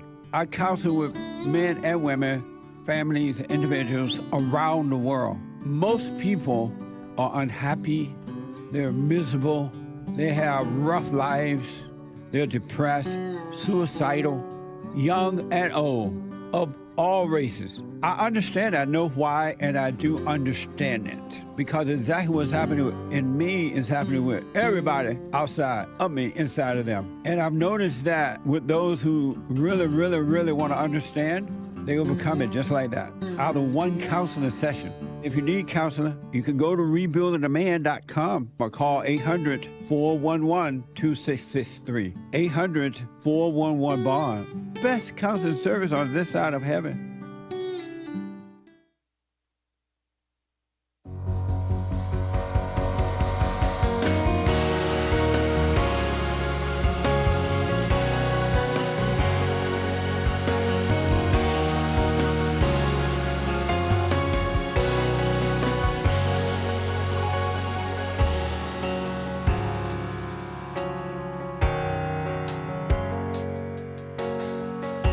For personal shout-outs,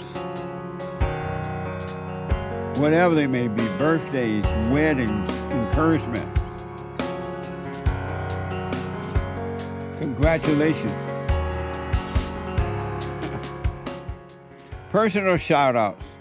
Go to Cameo, cameo.com/Jesse Lee Peterson. cameo.com/Jesse Lee Peterson. Some of you have asked me about, you want to donate, but you want to mail it in. You can do it. Mail it in. Make it out to Bond, B-O-N-D, right, which is the Brotherhood Organization of a New Destiny.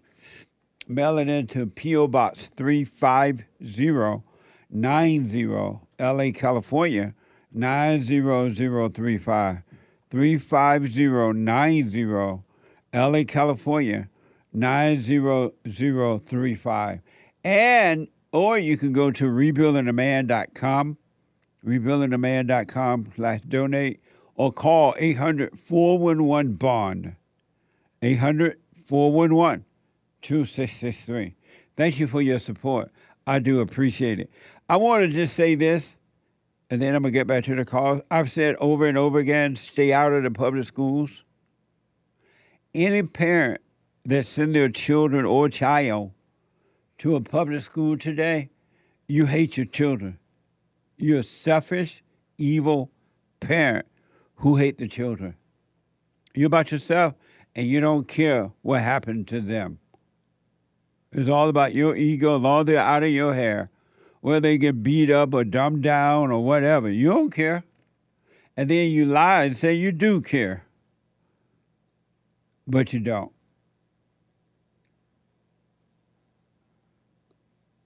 Stay out of the public school. It is just more hell, and a pure hell now. I just want to give you an example of some of the things that's happening in the public schools today. I would even recommend teachers stay away from them, from those schools. Let me give you an example of some of the things that's happening in the public school system. This is from the post-millennial. Talk about hell on earth, right? From the post-millennial. The death of a California teen who died 10 days after she was filmed in a brutal fight at school has been ruled accidental in a preliminary autopsy report. Watch this from ABC.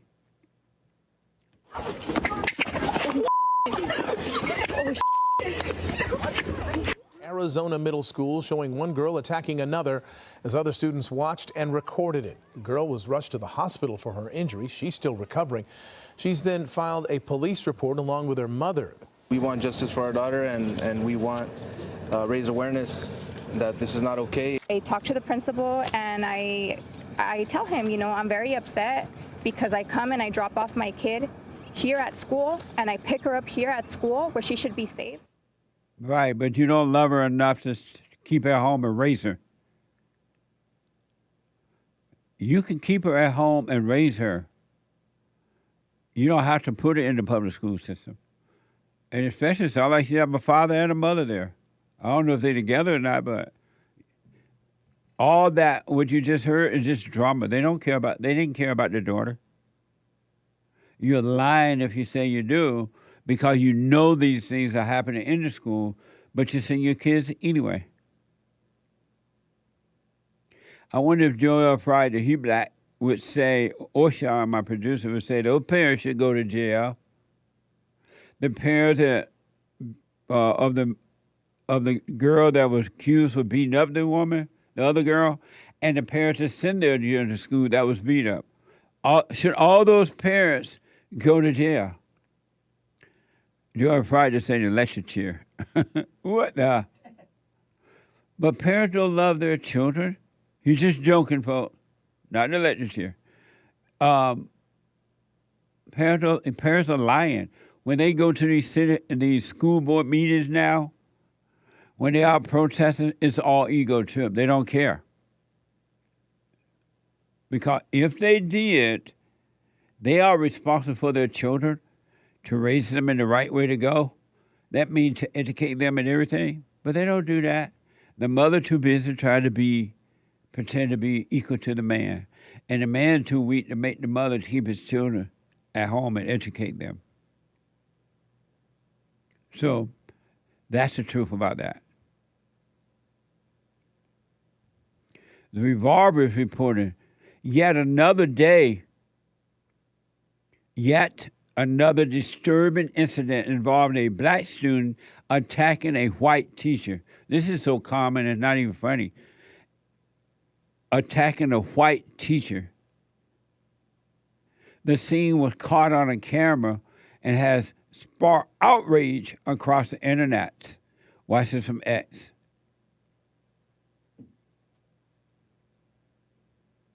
Viewer warning. You think that affected me any? You want me to hit you again? You want me to hit you again? I don't want it. You want me to hit you again? I don't want it. You want me to hit you again? Oh my God. I told your dumb ass I'm not those dumb ass blast off your face. And do I look like I care? What's wrong with you? What you gonna do? Still sit in that chair? You use those my granny, nigga. Stop playing with me. What's wrong with you? Ain't nobody ever come and you just got slapped. Bitch, go back to teaching. That's soft ass. I can't blame the black kid because the white teachers know how these black children are today, and yet they go there to teach. Can you imagine a teacher, a grown man sitting there letting a dumb student slap him like that in front of the class too? You think I care? It's a female teacher. Wow. I thought it was a man teacher. It sounded like a man. A female teacher allowing this black person to slap him like that. Slap her like that. I can't blame the kid. The white people know how to, not all, but most of the black kids are today, and they go there to teach. You can get another kind of job. You ain't got to be a teacher. And ain't nothing going to happen.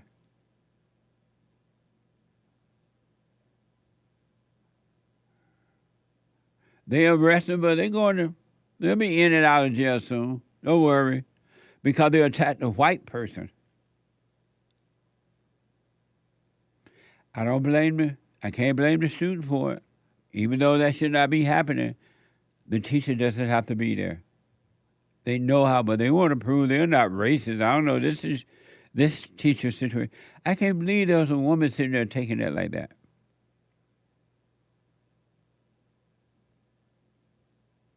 And the Post-Millennial is reporting that prosecutors have taken action, arrested a student and charging him with 3 misdemeanors for assault.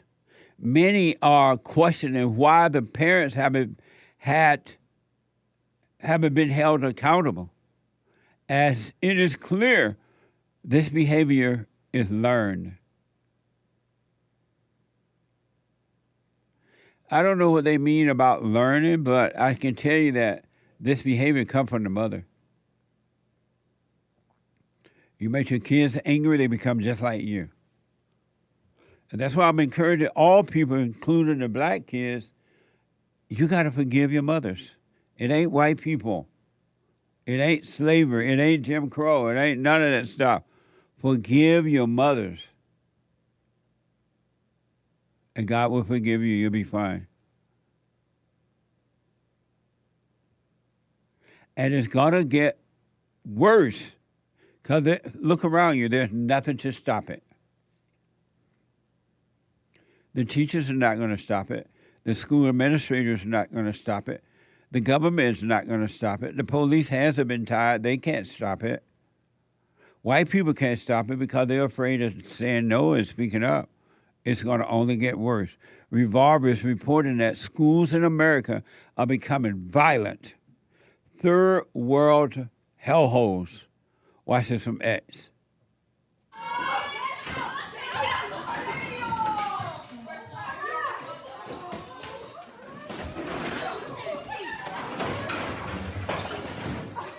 And they have on uniforms.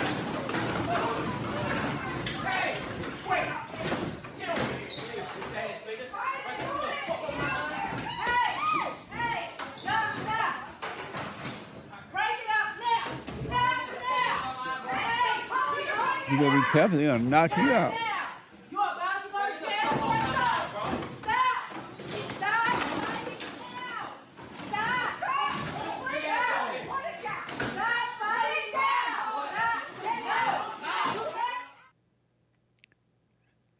You still want to send your children to a school like that?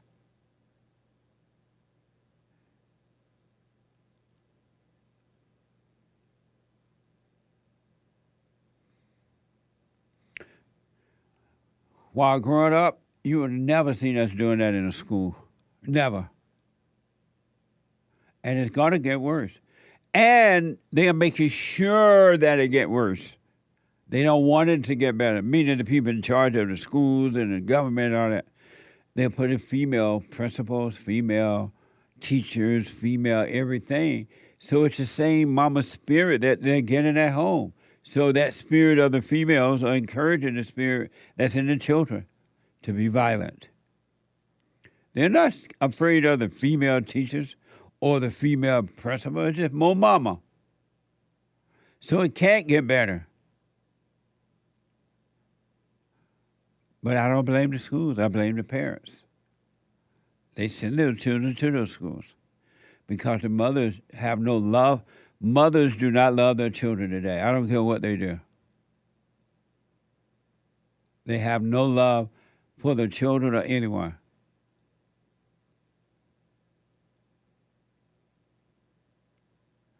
Revolver is reporting that the entire classroom start brawling. Watch this from X.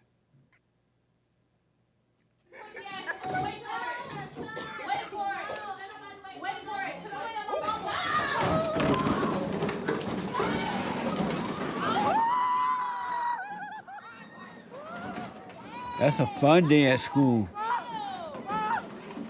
Not reading and writing and arithmetic, but this is educational.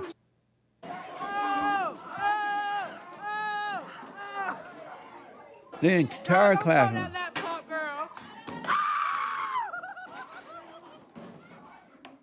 Black is beautiful.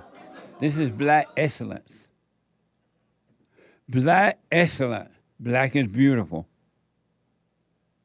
Don't you just want to be black?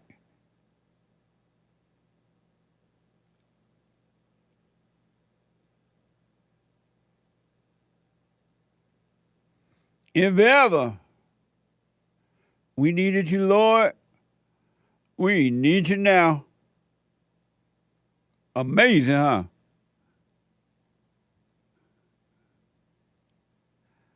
One last one here. So when these parents are on TV crying, oh, my poor baby, the teachers don't care. I went up to the school, I wanted to do the school to do anything. You should not feel anything about it at all for the parents because they're lying. They could have taken the kids out at home school or hooked up with some other homeschool or something. But they didn't want to be bothering no kids. I remember when they had the Chinese virus, the parents were ticked that the school even considered that the kids had to be home. What the? You mean I got to stay home and raise them? They became depressed. The parents did, some of them. Anxiety. The kids were in too much trouble. In this Chinese virus thing, we want to send the children back to school. We don't want no computer learning. And then they learned things about this that was happening at school they didn't know. They still want those school doors open. Parents don't love their children. Stop lying. These mothers do not love their children. Mothers don't have love. You can bank on that.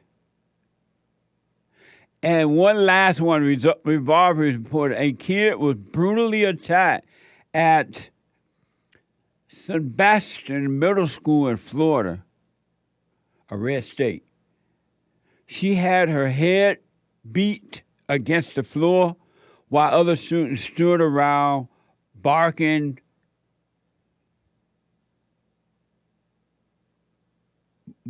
bizarrely. Watch this from X.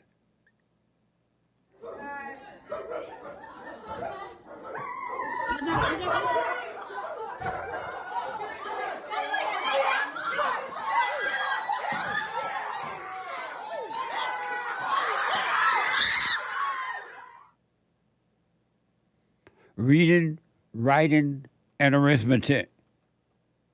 That's what you get today. Instead of reading, writing, and arithmetic, you get beat. I blame the parents. The parents don't love their children. And these white teachers who go to these schools and teach at them, I blame you because you don't have to be there. This is hell on earth.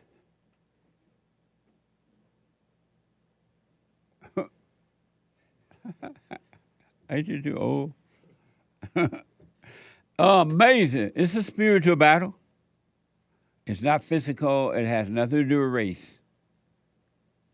It has nothing to do with male or female. Enoch out of Illinois. Enoch, welcome to the show. You're on the air. Uncle Jesse, what's going on, brother? All is well, sir. Thank you for calling. Yeah, so basically, I just wanted to call to say thank you. So I'll give you a little bit of backstory. I'll try and keep it brief. So I've been watching you for about the past 4 years or so, okay? And I've called before, and I've got two sons, but this is basically regarding my oldest, and I was just dying laughing, but I kind of just wanted to get your perspective about, like, what happened. So this happened about 2 weeks ago, okay? And this is with my oldest son. His name's Christian. He's called into the show, and he's talked before. He's talked to you before. He loves you. In our daily routine, so I get him every weekend. So I'll pick him up Friday, and I'll take him back Sunday to his mom's or his grandma's. And so 2 Fridays ago, he hops in the car, or my truck, with the biggest, like, ass-eating grin on his face. He goes, "Dad, the funniest and most crazy thing happened." I go, "What happened?" And he starts explaining it to me. So 2 Fridays ago, he was off of school. They had a teacher institute day. And I know the public schools are awful. I don't have any choice in the matter. My youngest son is actually homeschooled. And if I had it my way, my oldest would be homeschooled, okay? So he hops in my truck, and he goes, "Dad, craziest thing happened." I go, "What was it?" So I throw on Jesse I throw you on every morning when they're over here, or a replay or something, and they love you. They love you. And so he was listening to it at his grandma's house when he had the day off school, okay? He goes, "I put you on, and I saw everything in an instant that Jesse had been saying is true." So his grandma, when he started watching you and put you on, she lost her mind. And it almost affected me. I'll tell you why here in a minute. She started being like, "Who is this bigot, racist, misogynist? Get him off of the TV." And I'll keep going just because she said something super crucial here. She goes, "Who's this racist? You're not part of our family anymore. If you keep listening to this, I won't know you." and you're making me want to kill myself. She said this to her 11-year-old grandchild, okay? Wow. And to put this into perspective, okay? My son has a sister who had he has a sister that's not from me, okay? Last year, his sister's father took his own life because of the hell that his baby mama, or my baby mama as well, the kind of hell that we have to deal with going through that. But it was funny to me that he hopped in my car happy about it because he said, "Dad, everything that Jesse said, I saw it firsthand, in real time." Yeah. And he was upbeat about it. He wasn't like worried. He wasn't scared about it. He was laughing about it. So it triggered me because the whole thing, you make me want to kill yourself because of what happened with his sister. So I heard those little whispers about, oh, I'm going to say this and say that. But I paused for a second. I watched those thoughts, and then I went to talk to my earthly father, then my heavenly father. And I was like, okay, calm down. We'll go through it. And then, that was 2 weeks ago. But I thought it was crazy that my 11-year-old saw it, and he was like, I saw it because of Jesse. And obviously not you, it's God, but I'm glad that and I pointed the way to him. You know what I mean? I'm glad that he saw it and tell him don't get angry about it so he can stay clear about it, and that would be amazing for him. And it's interesting, if it's true, and I believe it, that the grandmother said that you make me want to kill myself to a young kid like that. Yes, exactly. And that's what, I started hearing the whispers of rage and those whispers and thoughts being like, this is what you're going to go do and react towards it. But I sat there and I was like, no, I'm not going to do any of that. I'm just going to sit on it, look at it, see what happens. And, that was 2 weeks ago now, but that's what I couldn't believe, because his sister's father did take their own life. And then he said that, but that just shows me that these demons have no chill. They're not stopping with anything. No, I'm glad that he was laughing about it when he got in my truck. No, so that just shows me he sees it for what it is so early on. Yeah. I just want to say thank you for that. You're welcome, man. Stay with it, and stay with it, and tell him I said amazing. I'm going to show him the replay, Jesse. Much love. All right, brother? All right. Thank you, man. Amazing. Right. Thank you. All right. Bye. Bye. Just tell the kids to stay away from anger, though. Just stay with it. You'll see. Kids, until they're traumatized or innocent, they can see. They know what's going on. Super chat. Super chats. Dawn gave a Rumble rant. J.C. Lee Peterson Rumble. You can super chat on Rumble. You got to know how to rumble. Thank you. Men need to lay down their life for an obedient woman, because let's not forget Proverbs 9:1. Wisdom built her house. She has set up its 7 pillars. JLP is a lamp switch, turning on the light. 5 heart emojis. But don't lay down your life for her, though. Jesus did it for the church. What? Jesus did it for the church. So that's why you don't have to do it anymore. But I appreciate that. I think I know what you mean about it. But I don't want the men to think they have to lay down their life for it, because a lot of men are doing that, and they catching pure hell. The woman about to take their lives. But I know what you mean. Thank you. Aries 1 with a diamond, no message. Thank you. you. I guess that's a hint that we're not supposed to keep on reading. Oh, let me take a break. Thank you. We'll finish when we come back. And your phone call. One more hour to go. Back in a moment. I just want to say thank you for everything that you do. You've absolutely changed my life for the positive, and I just want to thank you. I was 29-year-old beta, living at home with my mom, and just was living in fear and doubt, and I couldn't hold down a job. And then I found you, and I started listening. I started just being more at peace, and I forgave my mom, and I forgave my father. And it's like right after that, everything just changed in my life, and I was able to get a good job, and I moved out, and I live on my own now, and everything has just changed. And I just want to say thank you, and I appreciate you for spreading that message. It really is a positive message. Amazing. That's good, man. I want people to know God loves us in ways that there are no words to express, because you have nothing to compare it to, right? Stay with the silent prayer. You haven't seen anything yet. It gets better.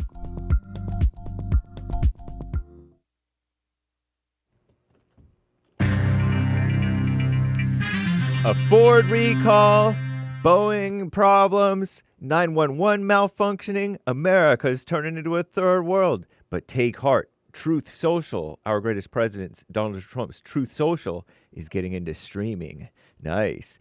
And Caitlin Clark doesn't make as much as LeBron James because she's white. That's what I say. This is the end of hour 2 already of Bible Thumper Thursday, April 18th, 2024 AD. There is one line open. You can call in right now. Callers, hang tight. JLP will be right back to you. And the rest of the Super Chats. Shout out, guys. But first, Hake News, not fake news. You can call in during Hake News, actually. Female victimhood, gymnastics. Who's paying up? The Injustice Department, according to the ladies at the Skim.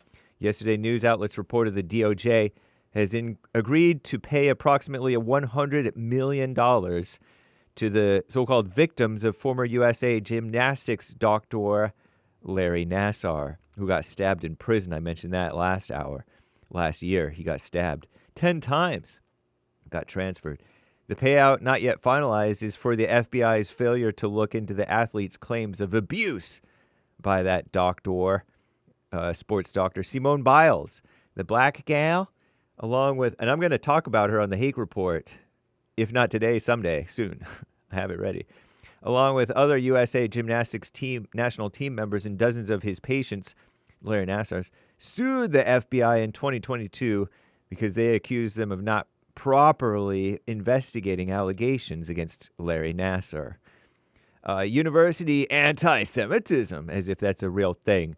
CNN shares this quote, "There is, to be sure, much more work to do," which is what is that called? I'm blanking on it. An overused phrase. Columbia University President Nemat Shafik, Presidentess Nemat Shafik, also known as Minouche Shafik, also in the IMF, by the way, female from Egypt, acknowledging there are more steps that the Ivy League school, Columbia University, must take to fight anti-Semitism, all one word, no hyphen to make it seem real, but it's not, and support academic freedom.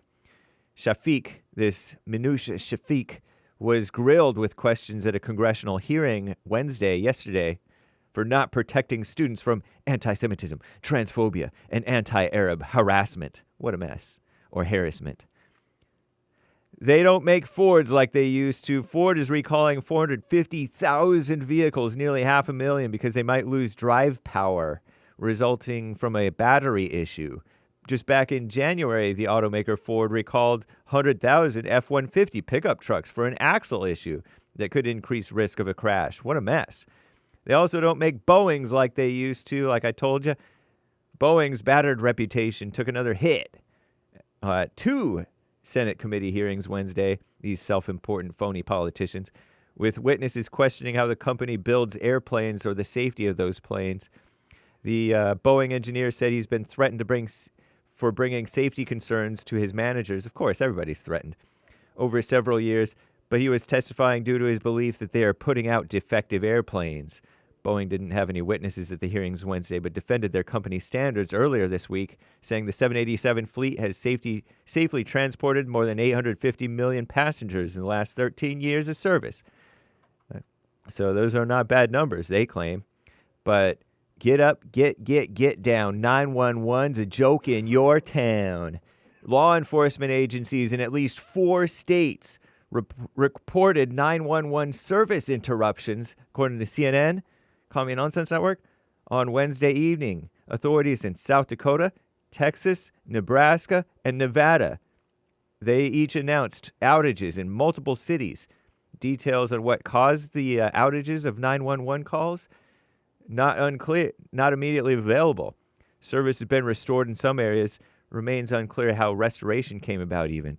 In Las Vegas, 911 calls from landlines impacted too for a short period. Residents were told they could text 911 instead for life-threatening emergencies. Wow, you can text 911. Huh. At least over there, maybe. All who called during the outage have been called back and provided assistance, said LA Metro Police Department. I'm James Hake, now back to JLP, Hour 3.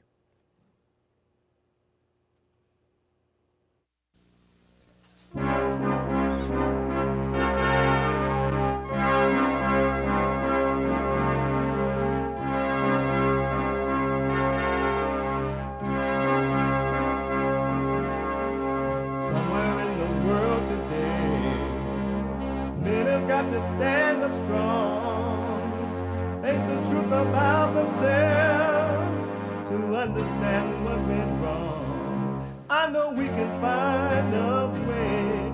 I know we can find a way. I know we can find a way to stand up, stand up, stand up.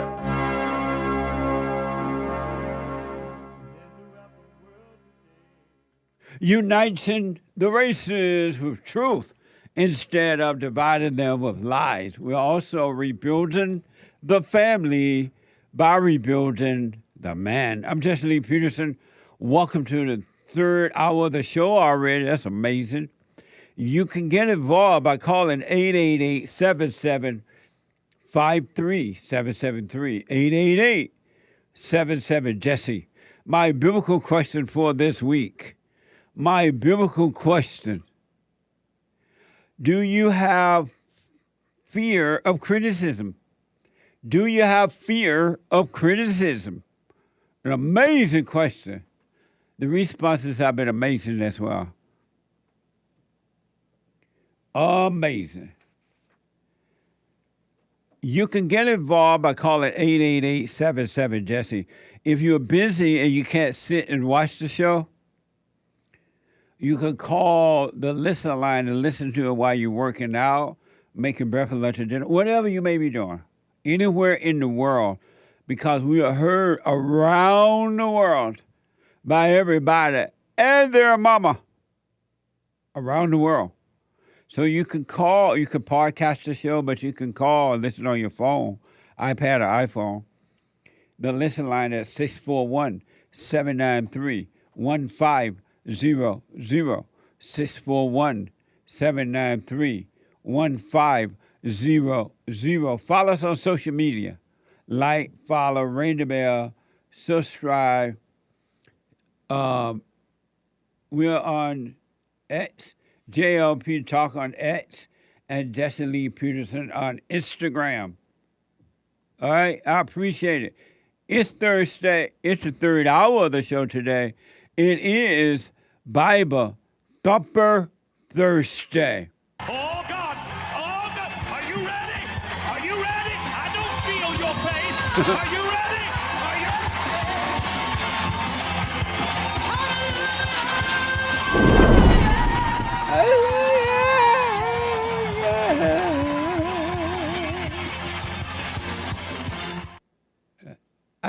I'm not used to white people carrying on like that in churches.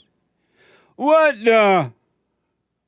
888-7753-773. Let me go to the busy phones and see if I get some calls here. Kyle is out of California. Hello? Hey, Kyle. Yes, Kyle. You're on the air. I know.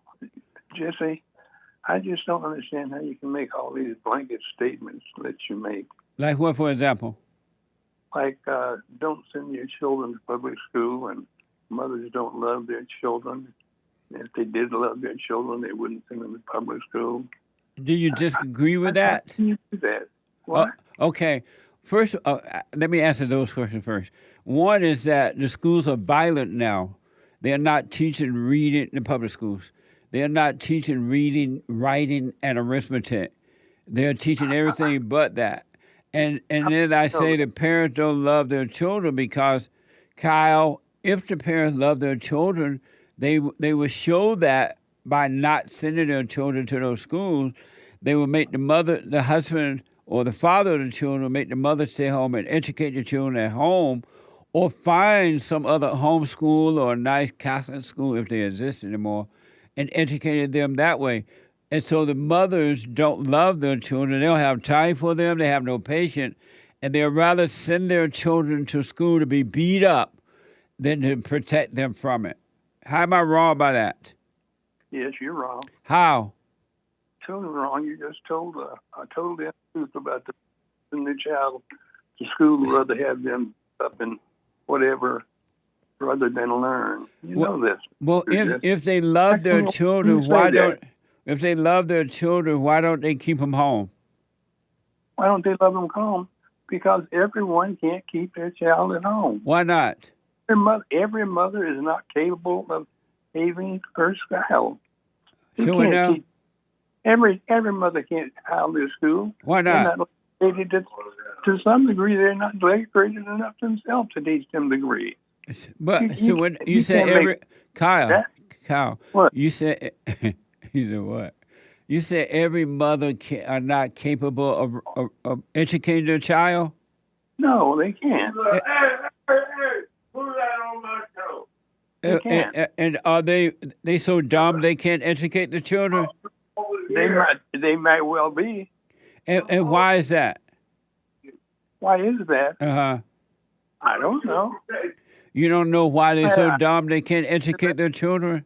I don't know why they answer that. Why they're not dumb enough to help their children. Maybe they weren't taught enough by their children to learn enough. But let's say that you might be right. I'm just saying that a lot of them. Those private schools you were talking about, those public schools you were talking about. You just can't make blanket statements like that, Jesse. Hey, what's the noise in the background? It's destroying their background. Kyle, what's the noise in the background? It's destroying the mothers and the children. No, the noise in your room, at the location you're at. Just me. Not real. I just don't understand how you get it. And then how can you talk about a mother not loving her child? Because women don't have love, first of all, and secondly, if they had love, they would sacrifice themselves for the children. And where did you get that information from that women don't love their children? If they love them, where did you get that from? Hold on, Kyle. There's noise in the background.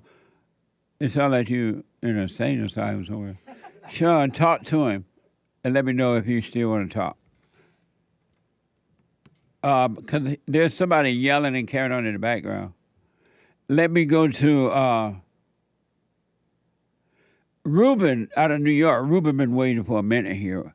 Ruben, welcome to the show. You're on the air. Hey, thank you for taking my call. I wanted to talk about the bishop stabbing, and I also wanted to tell you that I am Rue Benjamin from earlier. He's the super chatter. Oh, the super chat? Yeah, I I mean, you answered it, but I was just saying, like, male and female friends, like, so if I deny the women, the male friends, like, start, like making fun of me, like, oh, you don't want to have sex? Oh, what's wrong with you? Oh, I see. You know, so I see. Yeah. Do you care about what they think? No, but it's pretty much like everybody. But still, do you care? I wouldn't give it any thought. You got to live your life, and your life must not be based on anything that any other human being think, because human beings are evil, and they want you to live in the same misery that they're living in. So don't let that bother you. I feel you. And about Just don't be bishop, mad at them about it, because they love their hell. They have a right to live in their hell, but don't let them pull you in their hell. I understand. Okay. And about the bishop, I used to work at a suicide hotline, and I saw a video of the bishop talking about a potential attack in his church. And he invited the murderer to his church and said that he wanted to die. And in my job at the suicide hotline, I would have to label him suicidal. And I just like, I was like shocked in a way. Like, everybody loves this guy. The bishop said he wanted to die? Yeah, when he learned that someone threatened him on the internet, he told his congregation that I want the murderer to come to my church and do it, because I can't wait to be with God. I can't wait to be dead and off this earth. Oh, Lord. Yeah. What a mess. I was so shocked when I saw that. Well, the devil is busy, man. The devil is convincing a lot of people to commit suicide. And it seems to be happening with men now. It used to be more women. But the devil is convincing a lot of people that commit suicide, die so you can go be with God. And he's deceiving them, and they're not realizing they're going straight to hell with the devil instead of with God, because the devil is convincing them of that. That's right. And when he survived, he told everybody, "I'm okay, I'm fine." But I'm just like, wait a second, I thought you wanted to die. Now you okay? Yeah, second thought, huh? Yeah. Amazing. That's all. All right. Thank you, Ruben. All right. Amazing call, man. Be well. All right, you too, buddy. 888, there's a line open, 888-7753-773. Stephen out of Maryland. Hey, Stephen, Kyle gone, huh? Okay. I'm still here. Stephen, welcome to the show. How are you, Mr. Peterson? Yes. I'm calling and talking to you about your thing about public schools. Yes. Okay, look. If you have no money, where do you supposed to send your kids? To homeschool them or But they're already dumb. They don't know anything. who, the parents? You said you want a dumb woman, right? You said the parents are already dumb? Yeah, the parents are already dumb. What they going to teach them? You said the parents are, what they can do, there are other homeschools around. They can hook up with homeschool. What is wrong with you? So what now? There ain't no school, no homeschool in no ghetto. They do have homeschools in ghettos. No, they don't. No. So are you saying that you they know should? it, and I know it. Ain't no homeschooling in the ghetto. Are you saying that the parents should send their children to those schools anyway? They ain't got no choice. Why not? They don't have any money. You know, money.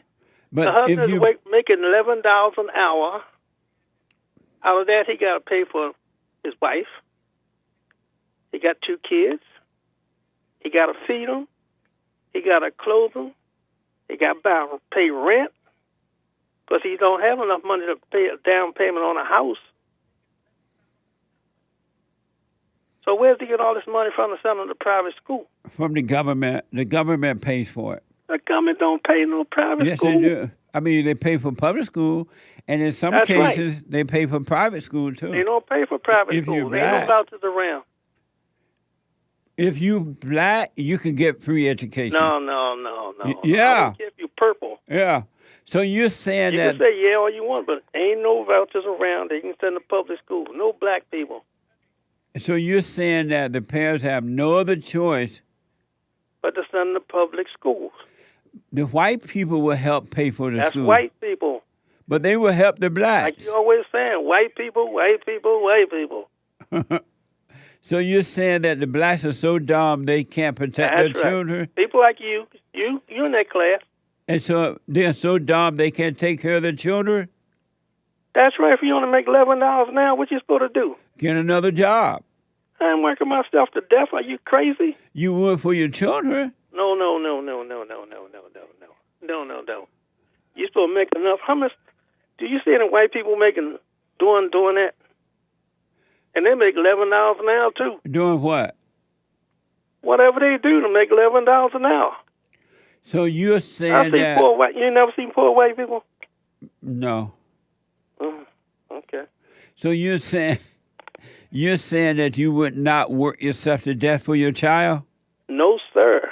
Do you have kids? I gotta live too. Are you black? I'm good in black. And so, and so you would not sacrifice for your children? Sacrifice what? Working myself to death? Right. If I work myself to death, what's going to happen to the children? Amazing. All right. Thank you, buddy. I appreciate I want to tell you about your ungodly president that you love. You mean the Great White Hope? Yeah. Hold on. That's the most ungodly man I ever heard of. You know what we're talking about? What you call him, the fallen Messiah? I'm like a smart person. He a smart person. How? Donald Trump, listen. For every one new regulation, 2 old regulations must be eliminated. Isn't that smart? No. Why not? Ain't too bright. What do you mean? We talking about ungodly. We ain't talking about smart. Do you need him to be godly or smart to run for president? godly. Why?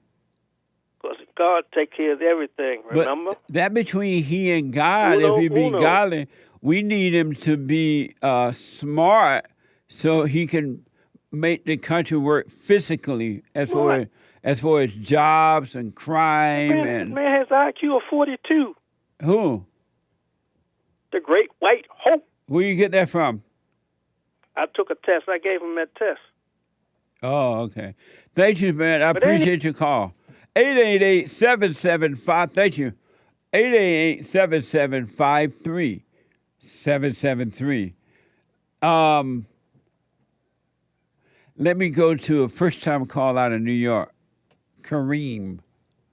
Kareem, welcome to the show. You're on the air. Oh, I'm sorry. Hold on, Kareem. Kareem, welcome to the show. You're on the air. Hey, Jesse, let me get right to my poem. It's a Bible thumper poem. You ready? Go ahead. Bible thumpers think they know the most. Well, go ahead, grab your Bible and hold it close while we take a ride on this roller coaster. What's 100 demons versus the Holy Ghost? When the demons come, the weak will scream and run. Bible thumpers will jump up and start to speak in tongues, hope and holler like Jeffrey Dahmer till they eat their tongues. But me, I ain't waiting until Jesus comes. I'm just waiting until my pizza comes. And when I'm done, Bible thumpers could eat the crumbs. Bible thumper! Amazing! You like it, Jesse? I do. It's fun. My one thing is I don't know your take on Bible thumpers and the Holy Ghost, but I still threw it in there because it sounds good. That's right. And it didn't come off perfect, but it's fine. It's fine. It was nice. Thank you. Okay, and you're welcome, and I enjoy your show. That's Thank the you. least I could do. And what was I going to say? In near-death experiences, okay? I know you like to discuss them. I think I've experienced a few. I think a few people have a couple times. I think when you're about to die, you'll have like a few flashes of your life, like your past in front of you, and then suddenly you'll just think quickly how fast and simple death is. And it's coming very fast and it's very simple. And when you live, you look back and you realize that life is fast and simple, and it changes the way you've been looking at life. So you had a near-death experience? Yeah, I think a few. And they all kind of play out the same, where you'll get like a quick jump into like your past. Why you have so many? Just motor sports and stuff like that. Oh, I things see. of that nature. I So see. you'll get like a quick jump back to maybe childhood, quick like flashes of your life, and then you'll think, wow, this is very fast and it's very simple and it's just going to happen. And that's how you start to live your life. It's very fast and it's very simple. Interesting. Amazing. Well, thank you, man. I appreciate that. Thank you for the poem. Yeah, I'm going to call you back with some more if you're interested. All right. Absolutely. Thanks, Jesse. All right, buddy. 888-7753. There's one line there, Bible Thumper Thursday. Let me go to Aman out of India. Aman, welcome to the show. You're on the air. Hey, Jesse. How are you? All is well. Don't call me, sir. I'm only 24, and I'll keep it like short and fast. Okay. This morning, I don't know, for some reason, I've forgiven my father for 2 times. And after that, it was okay. But recently, like a few weeks, whenever I try to talk to him, it's like some kind of annoyance builds up. And as soon as I become aware of it, the anger, even though I've forgiven him, I still have it. And as I become aware of it, and I try to be very, very careful with my words, but it's still in me. And this morning, for some reason, because of a certain person in the house, I got sick. I started having breathing problems, and my father came and asked me, how am I? And as soon as he came, I started to feel the anger inside, and I become aware. But I still ended up cussing that person out in front of my father. And I was aware the whole time, but I still could not control my mouth. Why not? So I was I don't know. I just became aware of the anger, but I just wanted to cuss out, and I cussed out, and I was like, why did I do that? So that's my question, like, why is it like this? Well, because you allowed it to happen. You didn't have to say anything and just felt the spirit of anger, but not call it you. So you did it because you wanted to do it. But I didn't call myself it. I knew that it's getting angry, but I still could not control my mouth. You could have. You didn't have to say anything. You could have quietly taken the pain of it and just watched it and not call the anger you, and it would have been taken away from you. But because you gave it life by overreacting to it, it's still going to live in you. You didn't have to say anything. Or let's say that you started to curse him out or her out, and you realized you were cursing at the person. You could have stopped at any point. Why do you just stop? I don't know. You could have stopped. Yeah. It's like now I realize like I missed a golden opportunity because it was acting up, and that was that time like it could have died, but I missed the golden opportunity. I overreacted. Well, don't worry about it. Next time, if it should happen again, and you feel like you just got to do it, let's say you start doing it, just stop. Just be quiet. You start cursing, and you realize you're cursing, just stop cursing. And you don't have to finish the whole sentences. You can just stop. Okay. All right? So don't judge it, and don't call it you, but just practice being aware so you can catch yourself. It's like being in a boring conversation with someone, right? And you realize you're in a conversation, you don't even want to talk about it. You just stop talking. And the other person, let them talk by themselves, or maybe they'll shut up too. But you got to watch you so you can overcome being out of control. So don't make it a big deal. The next time, just stop it. Or if the spirit of anger rise up in you, don't call it you and let it pass. So I don't need to forgive anybody, right, again? No, you don't, because it's on you now. Okay. So just watch it. You'll be fine, all right? Okay. Thank you, Jesse. You're welcome, buddy. 888-7753-773. One thing I want to say, folks, especially to the Christian, but not only to everybody, you are not in control of anything. You can't change yourself. You don't have a free will. You don't know who God is. Just because you read the Bible, you're just reading about God. You're hearing testimonies about God. So stop running around talking about God and allow yourself to know God. All right? You don't know God just because you can quote the Bible. You don't know God just because you call Jesus God. You don't know God just because you went down to the front of the church. That's why your life is not working. You don't have peace. You don't know God just because you cried, oh, the Holy Spirit told me. You're lying. You don't have a free will. Why don't you realize that? And some are. Some people are. And they're letting go of all these ideas about a free will and I can do this. You can't do anything of yourself.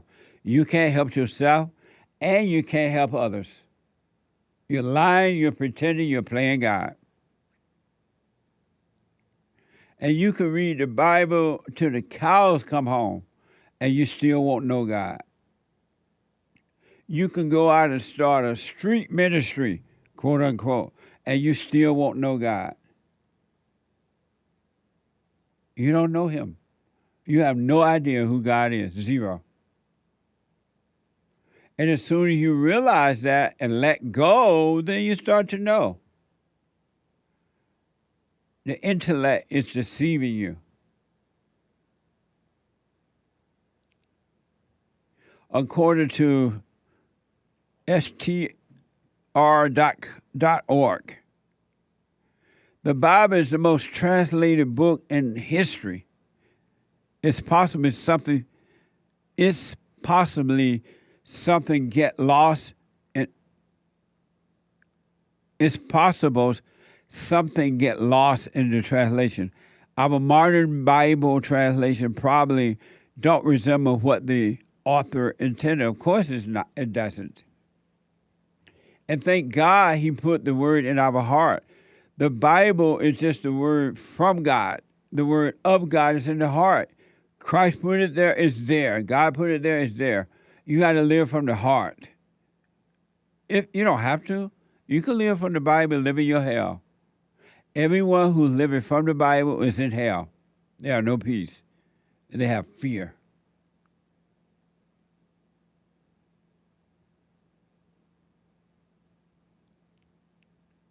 Let me go to there's a line open, 888-7753-773. Rodriguez, right? Rodrigo, a first-time call out of Florida. Rodrigo, welcome to the show. You're on the air. Hey, Jesse, how are you? All is well, sir. Thank you for calling. Amazing. Amazing. Thank you for doing the show. Oh, you're welcome. I had the question, Jesse. I was wondering why, so it's a bit similar to the question of why evil exists, but that's a different question, but it's a little bit similar. Mine is, why are people born with different advantages? You know, like, for example, some people are born to a wealthy, rich, godly, so to speak, family, and others are born into a poor family in a dangerous area, or some women are born really beautiful, some are not. Some guys are born really tall, some are not. And so my question was, I understand that God doesn't test us, doesn't challenge us. So why are we born? You understand that God what now? I think I've heard you say that God doesn't test us. Oh, right. He doesn't.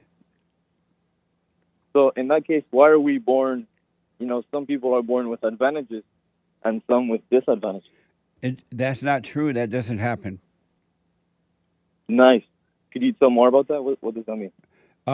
What makes you think that some people are born with advantages and others are born with disadvantages? Why do you say that?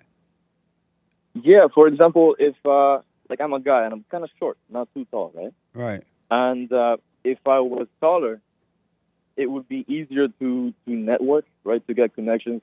I'd be stronger in case of a violent situation, right? I could defend people more easily.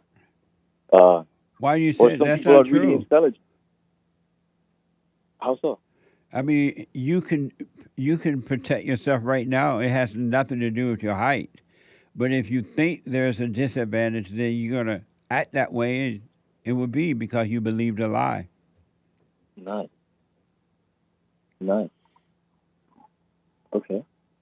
So what do you say about something like being more intelligent, for example? No such thing. Isn't it easier to... No such thing of being more intelligent? Nope. Wow, nice. So you think there's that some people are more intelligent than others? Mm-hmm. Why do you think that? Like higher IQ, being able to understand things more easily or, think of better ideas more easily. But IQ doesn't come, understanding doesn't come from IQ. But do you think there are people who have better ideas more easily than others? Well, there are not more easily, but there are people who have practical ideas, like the man from X. He's very smart intellectually with his ideas, and he knows how to bring them into reality. But that is Elon Musk. Yeah, thank you, sir. Yeah, but that doesn't mean he's any smarter than you or me or anyone else. Right. But where I was going with that is like Elon Musk, right? He has all this money, all these things. Of course, he has a lot of stress with all these things he's managing as well. And he put that person in life. He's been working for those things. But that doesn't bring him peace, and it doesn't mean he's smarter than someone else. Hold on, Rodrigo. Can you hold on? Yes. Hold on. 888-7753-773. Back in a moment.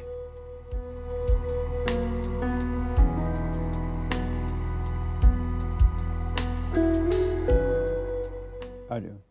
Treasure Chest is now open on D-Line. We have a counseling service, and I have to admit, thanks to God, it is the best counseling service on this side of heaven. I counsel with men and women, families, individuals around the world. Most people are unhappy, they're miserable, they have rough lives, they're depressed, suicidal, young and old, of all races. I understand, I know why, and I do understand it. Because exactly what's happening in me is happening with everybody outside of me, inside of them. And I've noticed that with those who really, really, really want to understand, they overcome it just like that, out of one counseling session. If you need counseling, you can go to rebuildingaman.com or call 800-411-2663. 800-411-BOND. Best counseling service on this side of heaven.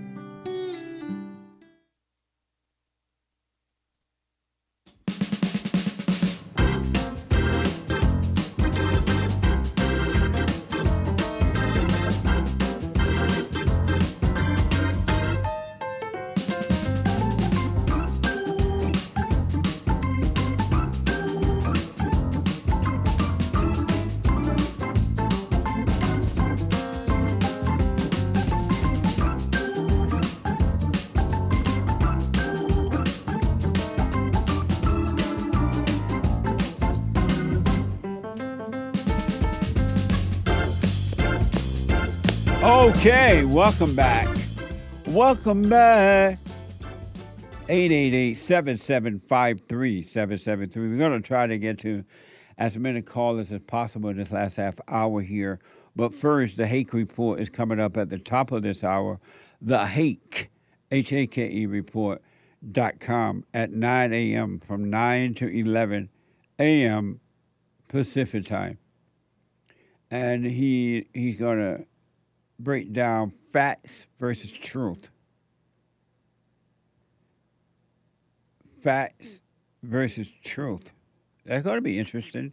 Well, I don't know if he's going to break it down, but I hope so because it doesn't make sense to me. The facts is not always the truth. Most of the time it's not. And so the Hake report from 9 to 11 a.m. Pacific time, and James Hake is on fire. And at 11 a.m., Joel Friday TV. He black. At 11 a.m. Pacific time, breaking it all down, especially between men and women relationships. Breaking it all down. And Joel, the American Anchor Baby, after Joel Friday TV, flying high on natural energy given to him by God. The American Anchor Baby. At 12 noon today. And tomorrow, if the Lord is willing and the creek don't rise, a very interesting interview with Matan Evans. He is a YouTuber and an influencer. Watch this. Next time on The Fallen State. Even with the accent I have, I would like to consider myself a true patriot. Right on. Would you ever vote for a woman? Hey, do you believe women should be allowed to vote? No. You agree? Oh, yeah. I can be kind to people, but it's always for selfish intentions. Really? Like right now, I'm trying to stop myself from pickpocketing you. What the? Do you have anger? I'm a very hateful person. Any man that has anger is a woman. No, I'm not a woman. TheFallenState.tv at 12 noon tomorrow, Friday. And support The Fallen State. Go to TheFallenState.tv/donate or locals.com, all right? And tonight, ladies, at 7 p.m. Pacific time, the Women's Forum for ladies only. And they are amazing. So come on down and be ready. Because those Women's Forum, those ladies are serious. All races, too. And they are serious. It's amazing to see it. It's nice. They're not waiting around for some man to save them. They're going straight to the Father themselves. At 7 p.m. every third Thursday night of the month. And then first Thursday night for men only of the month, and Sunday mornings for everybody in our fellowship. Everybody and their mama. Sunday mornings at 11 a.m. Let me go right back to Rodrigo, a first-time call out of Florida. Rodrigo, thanks for holding. Go ahead. Amazing. Thank you for putting me back on. Yes, sir. Yes. Jesse, so we're talking about, being born at different advantage or whatever. Oh, That yeah, I adjustment wanted to period. tell you that there's no such thing as being born as an advantage or disadvantage. Mm-hmm. Those And I want to push back. are just words made up. Can I push back on you a little bit about that idea? Absolutely. I was thinking for example, if you have money, of course, money doesn't buy happiness, whatever, the cliche. But isn't it a little bit easier to have a peaceful life if you have enough money in abundance for everything you need? No. As a matter of fact, it's harder. The more money you Really? have, the worse off spiritually and emotionally you are. You have no peace. How so? Because you have made the money your God. And you thought that by having money, whether your parents left it for you or gave it to you or you worked and got it, you thought that was going to bring you peace, but you get it and you're still in hell. You still have fear. You still have doubt. You still have suicidal thought. You're still lonely. You're still afraid. It didn't change you at all. Nice. And there are a lot of people committing suicide with money. They thought it was going to help them, and it didn't. And according to Matthew 19:24, it is easier for a camel to go through an eye of a needle for a rich man than for a rich person to enter into the kingdom of God. Look at all the people with money. Look at the intellectual with the degrees, and they're miserable people. Look at the environment they are creating, hell on earth, because they're catching hell within themselves. Right. They are living in hell with all the money. But aren't there more obstacles you need to overcome?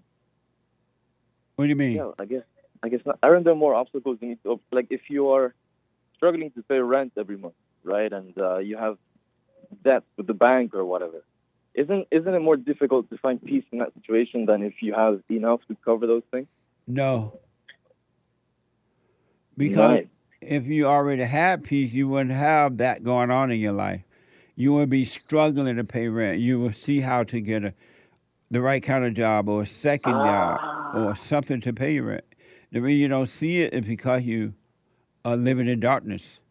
And and in your dark mind, you're overdoing what you should be doing because you're trying to find peace. You think, oh, if I had money to pay my rent, I'd be at peace. But you won't. Right. So it's because you don't have peace that you don't have enough money, not the other way around. Right. No. Well, repeat that. You're saying that if you had peace, you would not be in a situation where you're struggling to pay rent because your vision would be clear and you would see what to do to fix that problem. Well, if you had peace, you wouldn't be in a situation, period. Any situation. You mean physically, externally, you wouldn't be in that situation, or mentally, you wouldn't see yourself as being in that situation? If you really had peace, you wouldn't be in any situation.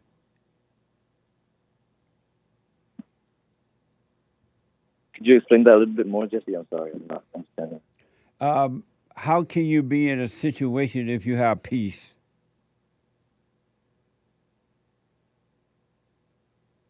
I mean, like if you don't have money for rent, right, and you have peace, can you have peace in that situation? Yeah, if you can have perfect peace and live on the streets. Right. If you had to end up on the street, you can have perfect peace even on living as a bum on the street. Nice. So then, if you are a bum and you get perfect peace, then on the inside you no longer are just a bum. You are now, right, at peace. You can have it with or without money or anything else. Are you working on yourself? I think so. Have you gone to? Why do you think so? Well, I haven't really found peace yet. I think. Why not? Where I still have a bit of anger sometimes. Have you gone and forgiven your mother?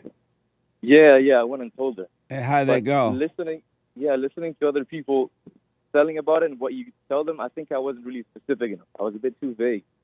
What do you mean? What did you say to her? Because I told her something like, you know, as a mother, you were doing your best, but you made some mistakes, you know? No, you have not forgiven her. Yeah, yeah. Why didn't you tell her you were sorry for resenting her for what she'd done? I did that. I did say that. And what did she say? She was kind of like not really understanding. So she was like, okay. She did understand it. She understood it. She just said that because she wanted to keep you in hell, and she's not ready to admit she was wrong. Though you don't need her to do that, but she understood it. Yeah, that's good. And how about your father? My father also, yeah. But I think, I think it was kind of similar. Both of them kind of just shrugged it off a little bit. One last thing that might have to run. Are you doing the silent prayer every morning, every night? No. Well, no wonder you're not working on yourself. What the? Yeah. And why not? I try. I try. You know, let me be honest. I tried in the past. I would fall asleep. I would do it the first thing in the morning. I would fall asleep, and then I went, I gotta do it at a different time. But then as the days passed, I missed it. So why not sit up and do it so you don't fall asleep? Yeah, exactly. No, that was a question. There are solutions to it. But why not sit up and do it? I'd always feel physically uncomfortable to doing it sitting. How old are you? Yeah, I'm 22. Oh, you're young. Here's what I recommend, because you have a lot of good questions, and your questions will be answered if you just be still. So, and do the silent prayer and practice being aware, so God can bring you out of the darkness of your imagination, and all of your questions will become clear to you. Amazing. All right, so give it a try. Let me know how it goes. All right, Jesse. Thank you. You're welcome, buddy. Amazing. Super chat. There's a line open, 888-775-3773. Super chat. Joey bought 3 coffees. Did someone sew that collar on your shirt? Amazing. Yeah, somebody did, but I don't know who did. It came like that. It was like that when it came out the stove. The Key bought a coffee. Thank you, though. Jesse, why do you allow your friend to circumvent the super chats? Seems like a friend should put up money or shut up. Eyes emoji with no mouth emoji. Just a little feedback. Hashtag backdoor entrance close. X emoji. What does that mean? I don't even know. I don't understand. Oh, your friend texts you sometimes and doesn't super chat? I don't know. Oh, I don't know. I don't understand the question. I'm assuming. I don't know what you're referring to. Okay, yeah. Thank you. Sion bought a coffee. Jesse, love, bear emoji. Coon, tar baby. What did Jesus mean when he said this verse? Before Abraham was, I am, and I and the Father are one. And if you see me, you've seen the Father. Triple question mark. He's always been around.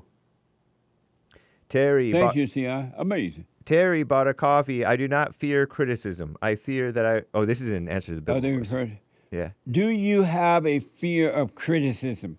I do not fear criticism. I fear that I will not be able to discern the spirit the criticism is brought to me in.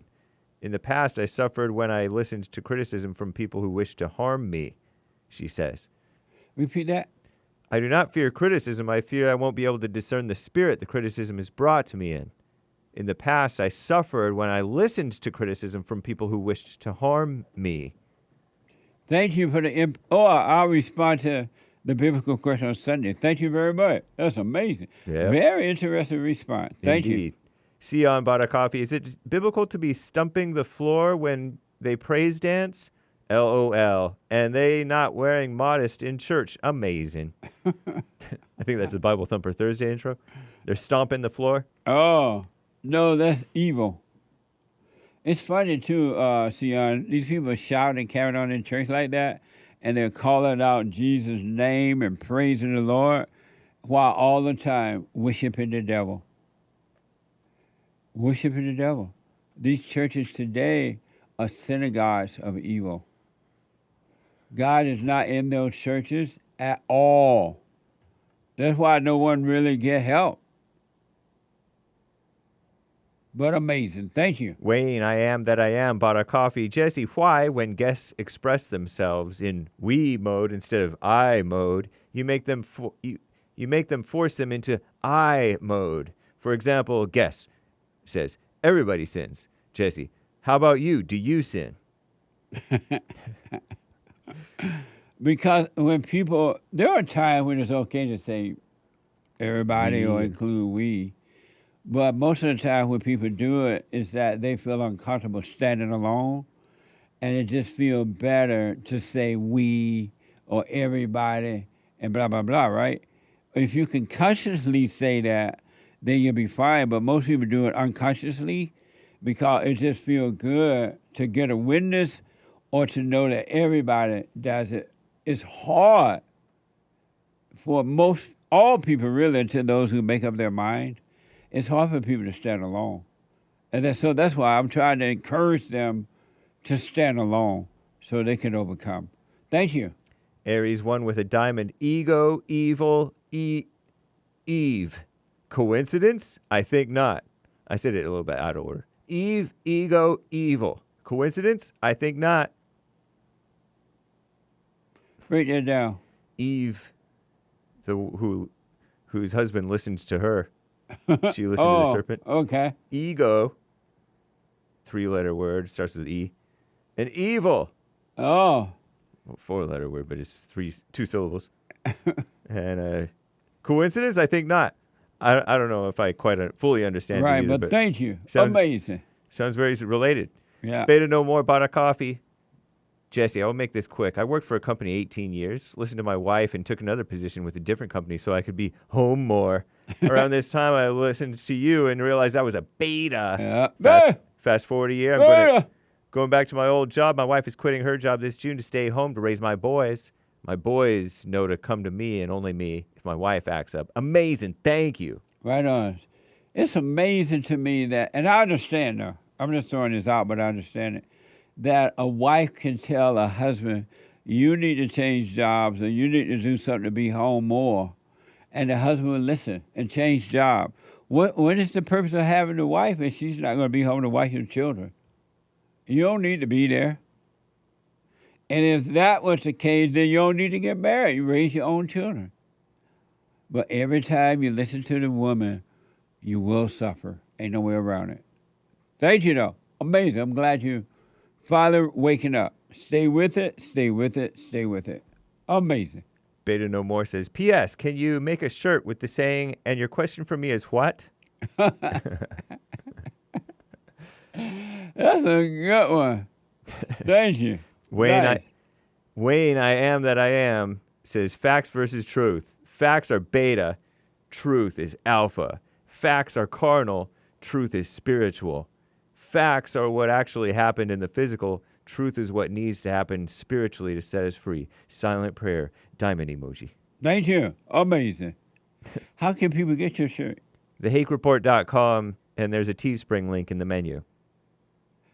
TheHakeReport.com, a Teespring, what? Link in the menu. In the menu. For facts versus truth. Yep. It's going to make for a good conversational piece with you, too. People are going to want to know, what do you mean by that? Because most people don't realize facts and truth are not the same. Right. Facts are not truth. It reminds me of that guy that called you from Arizona. Yeah. He always come up with some kind of facts. I don't know if they made up, or, Yeah, but they're never the truth. Right. A lot of times his facts are wrong. Oh, but I know they're never true. True. That's amazing. Someone bought a coffee on the topic of truth versus facts. I could be wrong, but I think I have an interesting thought about it. Facts can be proven, but truth cannot be proven, only known. Example, the truth is that abortion is evil, but you cannot prove it is evil, just as you cannot prove it is good. When the children of the lie tell you to prove something, it is a setup. You cannot prove something is evil or wrong. It either is or isn't. And neither should you try to prove anything to the children of evil about God. You shouldn't really try to prove it to anyone, but especially the children of evil. Thank you. They won't even accept facts from you. Yeah. They'll call them racist. Amazing. Pastor Chatelet donated a Rumble rant referring to one of your prior callers. If the ceiling bird is chirping, you need to change the batteries. : D emoji, which is a big smile. The smoke alarm is always a black thing. Somebody's liberals are something. Cringe. You bet. Says. Thank you. What was up with that older black guy car? Somebody yelling and screaming in the background. I do it not know. It sounded like it was insane. How y'all know that wasn't from an insane asylum? Could have been. I know another person that lived in an insane asylum. Yeah. And when I talk to them on the phone, I hear the same kind of noise in the back. It's wild. Scary. Amazing. No wonder he ain't gonna work himself off with his children. True. Amazing. Thank you. Mr. Roy donated on Bond JLP Cash App for how much. I don't know if that guy is saying, but it sounds like somebody in the background screaming. But go ahead. Yeah. For he donated for how much you have helped. Thank you, Jesse Lee, Mr. Roy. Thank you. I appreciate your support. Thank you. Casey bought 10 coffees. Generous donation. Thank you, Jesse. Keep on going. Amazing. Thank you. Shout out to the top contributors on D-Life, Aries 1, 555-555-565, Zealous Hermit, and the rest of the supporters. We all appreciate that. And thank you, guys. I do believe that is all for now. Thank you. Amazing. Thank you, thank you, thank you. 888-77-JESSE. And don't forget to go to the HakeReport.com and hit the link and get the shirt. Yes. You have other stuff up there too, right? I have. Like I disavow. And the Hake Report, la la la, covering your ears, emoji, and other designs. Nice. Mildly attracted. True. And disgusting, shameful. Oh, yeah. Amazing. Thank you, Hake. Yep, thank you. Let me go to Darren out of Texas. Darren, welcome to the show. You're on the air. Oh, it's amazing I actually got here this fast. Wow. Thought that was people before me. Oh, hold on, Darren. Don't hang up. Hold on. James out of New York, welcome to the show. You're on the air. I hit the wrong button, Darren. Hold on. Oh, James. Jesse? Yes, sir. Hold on, James. Let me try Darren again. Darren, you ready? Go ahead, buddy. I'm ready. Oh, my gosh. How you doing, Jesse? All is well. I wanted to first thank you for being a mentor. I ain't worshiping you, but you really helped me get out of the hell that I was in. Right on. You helped me move out of my mom's house. I'm crashing with my brother right now. That we sharing the rent and all that other stuff. Nice. But it's better than being out of my mama's house. And I forgave her, and it was like, oh Lord, I swear I saw a demon come out her. It went into the it went into the dogs like the demon went into the pig with Jesus. So when you went to her and forgave her, what did she say? She was like, "Oh, I need to forgive you. You catching this attitude with me in my kitchen, eating my food. I just got done cooking. As a matter of fact, you ain't gonna be eating. Make some noodles." I was like, "Oh Lord, I can't even eat." She made some pork bones and collard greens, and I was like, "I ain't gonna eat nothing. That's what you done did to me." Amazing. But I ended up moving out because there was a little issue going on with, I can't really get into that right now. Right. But it was a little issue I had to leave on my own, but I felt like it was God telling me to get up out of there. And so, my brother, he ended up having his own place. He was like, you know what, we could split the rent. And at first I was kind of reluctant. I was like, I'm just going to live on the street. But then I was like, nah, I ain't going to live on the street. It ain't that serious. So I decided Plus, it's not safe out there now anyway. It is, and especially out here in Houston, it's getting worse and worse. Yeah. It's about to catch up to L.A. Yeah. But what I really wanted to thank you about that because you helped inspire me to do that. But what I wanted to talk to you about was what I've been noticing doing silent prayer and what I've been witnessing, seeing myself, being able to see myself. What I noticed is that I've started when I'm starting to associate myself, I'm talking to myself in third person. Yeah. Like, I don't think of my name as being me. And so I don't talk to the devil. I think that the devil literally is like me, pretending to be me. And so I start to catch myself talking in third person. I was wondering what you think about that. Well, all you need to do, and I understand what you're saying, but I want you to practice, number one, don't have any conversation with the devil, either good ones or bad ones. Just watch it. Don't fight against it. Don't be in denial, but just watch those. I want you to give that a good try. And then never argue with the devil either. Don't argue with the devil inside of you or inside of anyone else. That's what he lives off because he got you overreaction. And just watch that and never give it a title. Don't call it you.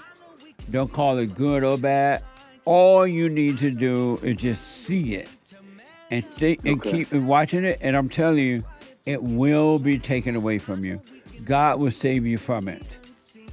Okay. But you got to give up trying to save it. Do I think what? Do you think that the Lord in the kingdom within me, does he identify me as the name that he has given me, or does he give me a new name? And is there any way that I could find that new name? Don't look for it and don't even think about that at all. That's a mess from the church. So Lord. The church is made it. Don't even let that pass too, and just watch the not you. And when the not yous disappear, the real you will appear. Amazing. But don't be thinking about the Lord gave me a new name and my used to be. That's just mess from the churches, man. All right. Darren, amazing call. You're welcome. Call me again and stay with it, stay with it, stay with it, all right? Yes, sir. All right. Amazing. I am so out of time. I'm so out of time. The Hake Report is coming up now. From 9 to 11. And then the Women's Forum tonight, ladies, at 7 p.m. Come on down. The Joy of Friday after Hake at 11 a.m. Pacific time. And then the American Anchor Baby after Joy of Friday at 12 noon Pacific time. Get on that straight and narrow. I promise you, you won't regret it. If you get there and stay there. Endure until the end. All right?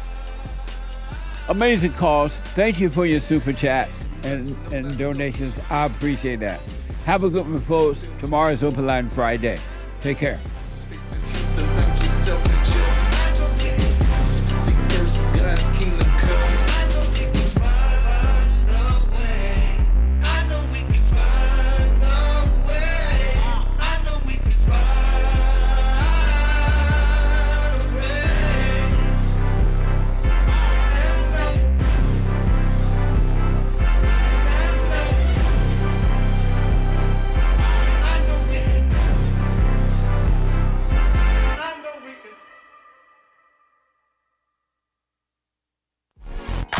So, here's what I recommend. I invite you to download my silent prayer, and I want you to start doing it.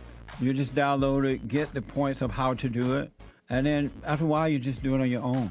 It's going to point you in the right direction that your life will be returned to you from God. He will give you your life back, because anyone and all people who has anger, they're not themselves. You are the person that you are angry at. That's why it's so important to get to know yourself so that you can see who you're angry at. And if you're doing the hooping and hollering prayers and things like that, some people get up, oh, praise the Lord, hoop and holler, bless my mama, bless my daddy. Continue to do it. Do both. You will see if you want to stay with the hooping and hollering or do you want to be still and know God. So my gift to you, no charge, at rebuildingtheman.com/church.